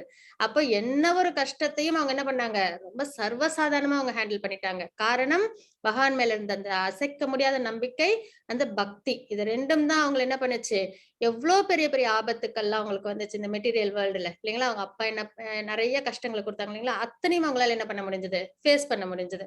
அப்போ அவங்க ஒரு நாளும் என்ன பண்ணல, துன்பப்படுறதோ புலம்புவதோ அதெல்லாம் வந்து அவங்களுக்கு இல்ல இல்லைங்களா? அதே மாதிரிதான் நம்மளும் என்ன பண்ணணும், பகவான் மேல ஃபெய்த்தோட பக்தியில நம்ம இருந்தோம்னா நம்மளும் எப்படி இருக்க முடியும், எல்லா விஷயத்திலயும் இந்த மெட்டீரியல் விஷயத்துல வர எல்லா துன்பங்களையும் இன்பங்களையும் நம்மளால ஈஸியா ஓவர் கம் பண்ண முடியும். அதை நம்ம இங்க பாக்குறோம். எவன் ஒருவன் ஒருபோதும் மகிழ்வதில்லையோ, துன்பப்படுவதில்லையோ, புலம்புவதில்லையோ, ஆசைப்படுவதில்லையோ, மேலும் எவனொருவன் மங்களமானவை அமங்கலமானவை ஆகிய இரண்டையும் துறக்கின்றானோ அத்தகு பக்திமான் எனக்கு மிகவும் பிரியமானவன் அப்படின்றத நம்ம இங்க பாக்குறோம். ஹரே கிருஷ்ண மாதாஜி. 12.18 and 19. हरे कृष्णा। समशत्रौ च मित्रे च तथा मानापमानयोः शीतोष्ण सुख दुःखेषु समसंग विवर्जितः तुल्य निन्दास्तुतिर्मौनी सन्तुष्टो येन केनचित् अनिकेतः स्थिरमतिर् भक्तिमान् मे प्रियो नरः। हरे कृष्णा। ஹரே கிருஷ்ண மாதாஜி. எவனொருவன் நண்பர்களையும் எதிரிகளையும் சமமாக பாவித்து, இது ரொம்பவே முக்கியமா, நண்பர்கள் எதிரிகள் அப்படின்னு யாரும் இல்லாம எல்லாரும் சமம் அப்படின்றத நம்ம எப்படி நம்மளால அப்படி யோசிக்க முடியும் அப்படின்னா, நம்ம சோலா பார்க்கும்போது. ஏன்னா நண்பன் எதிரி, நண்பன்றவங்க நம்மளுக்கு நல்லது செய்றாங்க, எதிரின்றவங்க நம்மளுக்கு கெட்டது செய்றாங்க. அது எல்லாமே அவங்களோட குணத்தின் அடிப்படையில தான் வருது இல்லைங்களா? அப்போ நம்ம அந்த குணம்ன்றது எதோட சேர்ந்தது? மெட்டீரியல் வேர்ல்டோட சேர்ந்தது. அப்போ நம்ம என்ன பண்ணணும்? சோல் சூப்பர் சோலா நம்ம ஒருத்தவங்க பார்க்கும்போது நம்மளால என்ன பண்ண முடியும்? சமமாக நம்மளால பார்க்க முடியும். நண்பர்களையும் எதிரிகளையும் சமமாக பாவித்து மான அவமானம் இதையும் நம்ம என்ன பண்ணணும்? சரிசமமா எடுத்து இருக்கறதுல ரொம்ப கஷ்டம் இதை சமாளிக்கிறதுதான் மான அவமானம். மத்த எல்லாத்தையும் கூட நம்ம ஓரளவுக்கு நம்ம ஒதுங்கி இருந்துக்கலாம். ஆனா எங்கேயோ ஒரு இடத்துல அவமானப்பட்டுட்டோம் அப்படின்னா அது நம்மள என்ன பண்ணும்? மனம் ஃபுல்லா எப்பயோ நடந்தது கூட இப்ப நம்ம யோசிச்சு அதுக்காக நம்ம வருத்தப்படுற அளவுக்கு நம்மள ரொம்பவே என்ன பண்ணும்? கஷ்டப்படுத்தும். அதையும் நம்ம என்ன பண்ணணும்? சமமா பாதிக்கணும். இன்ப துன்பம், வெப்பம் குளிர், புகழ்ச்சி இகழ்ச்சி ஆகியவற்றில் நடுநிலை வகித்தல், டியூவாலிட்டிஸ். இதுதான் நம்ம டியூவாலிட்டிஸ் சொல்லுவோம். அதுல இருந்து நம்ம எப்படி இருக்கணும்? நடுநிலையா நம்ம இருக்கணும். அதுக்கும் ஒரு எக்ஸாம்பிள் சொல்லுவாங்க. இப்ப காலையில ஏஞ்சி 4 மணிக்கு 5 மணிக்கு ஏஞ்சி காலையில ஆரத்தி காமிக்கணும் அப்படின்றது ஒரு ரூல்ஸ் அண்ட் ரெகுலேஷன்ஸ், ரிலேட்டிவ் பிரின்சிபிள்ஸ்ன்னு பார்த்தோம்னா, இப்ப சம்மர்ல பாத்தீங்கன்னா அது ரொம்ப ஈஸியா இருக்கும். ஒன்றும் சிரமம் இருக்காது. அதே வின்டர்லன்னு பார்த்தோம்னா அது என்னது? நம்மளுக்கு அவ்வளோ ஈஸியா இருக்காது இல்லைங்களா? அப்போ அந்த வெப்பம் குளிர் அத பேஸ் பண்ணி வின்டர் சீசன்னா ஒரு 7 மணிக்கா ஏஞ்சி நம்ம சாமி கும்பிடலாமா அப்படின்னு நம்ம யோசிக்க கூடாது. வெப்பமா இருக்கட்டும், குளிரா இருக்கட்டும், சம்மர் சீசனா இருக்கட்டும், வின்டர் சீசனா இருக்கட்டும், 5 மணிக்கு ஏஞ்சி பகவானுக்கு ஆரத்தி காமிக்கணும்னா காமிக்கணும். அதுல நடுநிலையா நம்ம இருக்கணும். அந்த மாதிரி எந்த ஒரு விஷயமும் நம்ம என்னது டூயாலிட்டிஸ்ல சரிசமமா நம்ம பார்க்கும் பொழுது நம்மளுக்கு என்னது? அது சிறந்தது அப்படின்றத நம்ம பாக்குறோம். களங்கம் தரும் தொடர்களிலிருந்து எப்போதும் விடுபட்டு, நம்மளுக்கு கலக்கம் தர விஷயங்கள் ஏதாவது இருந்தா அதுல இருந்து விடுபட்டு, மௌனமாக எதையும் கொண்டு திருப்தியுற்று, தங்கும் இடத்திற்காக கவலைப்படாமல் அறிவில் நிலை பெற்று பக்தி தொண்டில் ஈடுபட்டுள்ளானோ அத்தகு மனிதன் எனக்கு மிகவும் பிரியமானவன் அப்படின்றது இங்க பகவான் சொல்றாங்க. சரிங்களா? அதாவது என்ன இருக்கோ அதை வச்சு நம்ம திருப்தி அடைஞ்சுக்கணும். தங்கும் இடத்திற்காக எல்லாம் கவலைப்படாம இருக்கணும். இதெல்லாம் என்னது? ரொம்ப அட்வான்ஸ் லெவல்ல இருந்தா தான் நம்மளால ஈஸியா அதுக்கு அடாப்ட் பண்ணிக்க முடியும். அறிவில் நிலை பெற்று பகவான் மேல நம்ம இன்டெலிஜென்ஸை வச்சு பக்தி தொண்டில் ஈடுபட்டுள்ளானோ அத்தகு மனிதன் எனக்கு மிகவும் பிரியமானவன் அப்படின்றத நம்ம இங்க பாக்குறோம். பகவான் இங்க சிரிச்சுக்கிட்டு இருக்காங்க. ஹரே கிருஷ்ணா. ஹரே கிருஷ்ண மாதாஜி. 12.20. हरे कृष्णा। ये तु धर्म्यामृतमिदं यतोक्तं पर्युपासते श्रद्धानामत्परमा भक्तास्तेतीव मे प्रियाः। हरे कृष्णा। ओम तत्सदिति श्रीमद्भगवद्गीतासु उपनिषत्सु ब्रह्म विद्यायां योगशास्त्रे श्रीकृष्णार्जुन संवादे भक्ति योगो नाम 12ोऽध्यायः। सर्वं कृष्णार्पणमस्तु। हरे कृष्णा। ஹரே கிருஷ்ண மாதாஜி. 12.20ல பகவான் மிக மிக பிரியமானவர் அப்படின்னு சொல்றாங்க. இது வரைக்கும் எனக்கு பிரியமானவர்கள், மிக பிரியமானவர்கள் அப்படின்னு கொஞ்சம் கொஞ்சமா பாத்துக்கிட்டே வந்தோம். சரிங்களா? ஆனால் இதுல மிக மிக பிரியமானவர் எப்படி இருப்பாங்க அப்படின்றது சொல்லியிருக்காங்க. பக்தி தொண்டு என்னும் இந்த அழிவற்ற பாதையை பின்பற்றி, டிவோஷனல் சர்வீஸ், அதை யாரு ஒருத்தவங்க, இது அழிவற்ற பாதை, நம்மளுக்கு இதுல என்னது ஃபால் டவுன்ன்றதே இருக்காது. நித்தியமா நம்மளுக்கு பகவானை நம்மள கொண்டு போய் நம்ம சேர்த்துரும், பகவான் கிட்ட நம்மள சேர்த்துரும். சரிங்களா? பக்தி தொண்டு என்னும் இந்த அழிவற்ற பாதையை பின்பற்றி என்னை பரம இலக்காக வைத்து அவங்கதான் பகவான் என்னது கோல் நம்மளுக்கு. சரிங்களா? நம்பிக்கையுடன் தன்னை ஈடுபடுத்துபவர்கள். நம்பிக்கையோட இந்த பக்தி தொண்டு செய்யணும். சும்மா பேருக்கு கடமைக்கு செய்யாம நம்பிக்கையோட செய்யணும். எனக்கு மிக மிக பிரியமானவர் அப்படின்றது இங்க பகவான் சொல்றாங்க. ஏன்னா நம்ம பாக்குறது என்னது 7th சாப்டர்ல இருந்து இன்னைக்கு 12th வரைக்கும் நம்ம பார்த்திருக்கோம். 6 அத்தியாயங்கள். அதுல பகவான் தன்னை பத்தி நிறைய விஷயங்கள் சொன்னாங்க இல்லைங்களா? பகவானை பத்தின விஷயங்கள் நம்ம நிறைய கேட்டுக்கிட்டோம். ஆப்புலன்சஸ் எல்லாத்துலயும் ஊடுருவி இருக்கு அப்படின்றத நம்ம பகவான் சொல்லி நம்ம கேட்டோம். அதுக்கப்புறம் பக்தி பண்றவங்க எப்படி இருப்பாங்க, மகாத்மாக்கள் எப்படி இருப்பாங்க அப்படின்றதையும் நம்ம பார்த்தோம். சரிங்களா? அதே பக்தி பண்ணாதவங்க எப்படி இருப்பாங்க அப்படின்றதையும் நம்ம பார்த்தோம். அப்போ இதெல்லாம் அவங்க இதெல்லாம் சேர்த்து நம்ம ஒரு கோர்வையா 7th சாப்டர்ல 12th சாப்டர் வரைக்கும் பார்க்கும்போது நம்மளுக்கு என்ன ஒரு ப்ராசஸ் நம்மளுக்கு புரிய வரும்னா, பகவான் தான் சுப்ரீம் பர்சனாலிட்டி ஆஃப் காடெட் அப்படின்றது நம்மளுக்கு தெரிய வரும். அவங்கதான் எல்லாத்துக்கும் சர்வ காரணம் அப்படின்றது நம்மளுக்கு தெரிய வருது.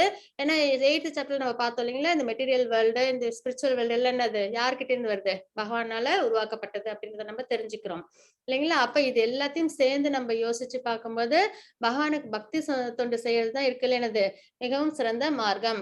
அதுதான் இந்த மெட்டீரியல் பாண்டேஜ்ல இருந்து நம்மள வெளியில கொண்டு வரும் அப்படின்னு. யார் ஒருத்தவங்களுக்கு துன்பம் வேண்டாம் அப்படின்னு யாராவது விருப்பப்பட்டோம்னா நம்ம என்ன பண்ணணும், பகவானுக்கு பக்தி பண்ணணும் அப்படின்றத நம்ம இங்க தெரிஞ்சுக்கிறோம். பக்தி தொண்டு என்னும் இந்த அழிவற்ற பாதையை பின்பற்றி, இதுல அழிவுன்றதோ அப்புறம் நம்மளுக்கு டீக்ரேட் ஆகும்னா கிடையவே கிடையாது. இப்ப பாத்தீங்கன்னா இது ஏற்கனவே நம்ம சொன்னதுதான். அதாவது இப்ப நான் இந்த ஜென்மத்துல டாக்டருக்கு படிச்சிருக்கேன்னா அடுத்த ஜென்மத்துல நான் பிறக்கும்போது நான் போன ஜென்மம் டாக்டரா இருந்தேன், அதனால இந்த ஜென்மத்துல நான் டாக்டரா இருக்கேன் அப்படின்னு சொல்லிட்டு நம்மளால என்ன பண்ண முடியாது, ட்ரீட்மெண்ட் பண்ண முடியாது.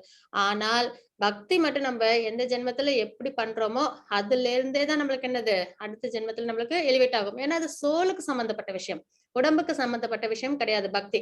உடம்புன்றது நம்மளுக்கு ஒரு சாதனம், பக்தி செய்யறதுக்கு நம்மளுக்கு கொடுக்கப்பட்ட சாதனம். ஆனா சோல் தான் என்னது பக்தியில திளைக்குது இல்லைங்களா? அப்ப சோல் என்னது எட்டர்னல். அப்ப செய்யற டிவோஷனல் சர்வீஸும் எட்டர்னல். அப்ப அதுக்கு என்னது குறைவுன்றது ஏற்படாது. அது என்ன ஆகும், நம்ம பெர்ஃபெக்ட்டா இந்த ஜென்மத்துல முடிச்சிட்டோம்னா சந்தோஷம், நம்ம என்ன பண்ணலாம், லிபரேஷன் ஆகலாம். இல்ல நம்ம கொஞ்சம் அப்படியே டிவியேட் ஆயிட்டோம்னா இப்ப என்ன நிலையில இருக்கோமோ அதே நிலையில இருந்து தான் நம்மளால அடுத்த ஜென்மத்துல இருந்தும் நம்மளால எலிவேட் ஆக முடியும். சரிங்களா? அந்த அளவுக்கு பக்திக்கு என்னது அழிவுன்றது கிடையாது, அது எட்டர்னல். அப்போ என்னை பரம இலக்காக வைத்து நம்பிக்கையுடன், நம்பிக்கைன்றது ரொம்ப முக்கியம். அதுக்காக தான் பகவான் அவங்களோட ஆப்புலன்சஸ் எல்லாம் சொல்றாங்க. மோஸ்ட் கான்பிடென்ஷியல் நாலேஜ் எல்லாம் பகவான் எதுக்கு பகவத்கீதையில சொல்றாங்க, நம்பிக்கை வரணும்ன்றதுக்காக தான். நம்பிக்கையுடன் தன்னை ஈடுபடுத்துபவர்கள் எனக்கு மிக மிக பிரியமானவர்கள் அப்படின்றத சொல்லிங்க பகவான் டிவோஷனல் சர்வீஸ நம்மளுக்கு உபதேசம் பண்றாங்க. இதுக்கப்புறம் நம்ம பார்க்க போறதெல்லாம் ஞான யோகம் 13th to 18th சாப்டர் வரைக்கும். வாஞ்சா கல்பத்தருபஸ்ய கிருபா சிந்துபயேவ ச பதிதானாம் பாவனேபியோ வைஷ்ணவேபியோ நமோ நமः. அனந்த கோடி வைஷ்ணவ விருந்துக்கு ஜெய். ஸ்ரீல பிரபுபாத் கி ஜெய். ஹரே கிருஷ்ணா.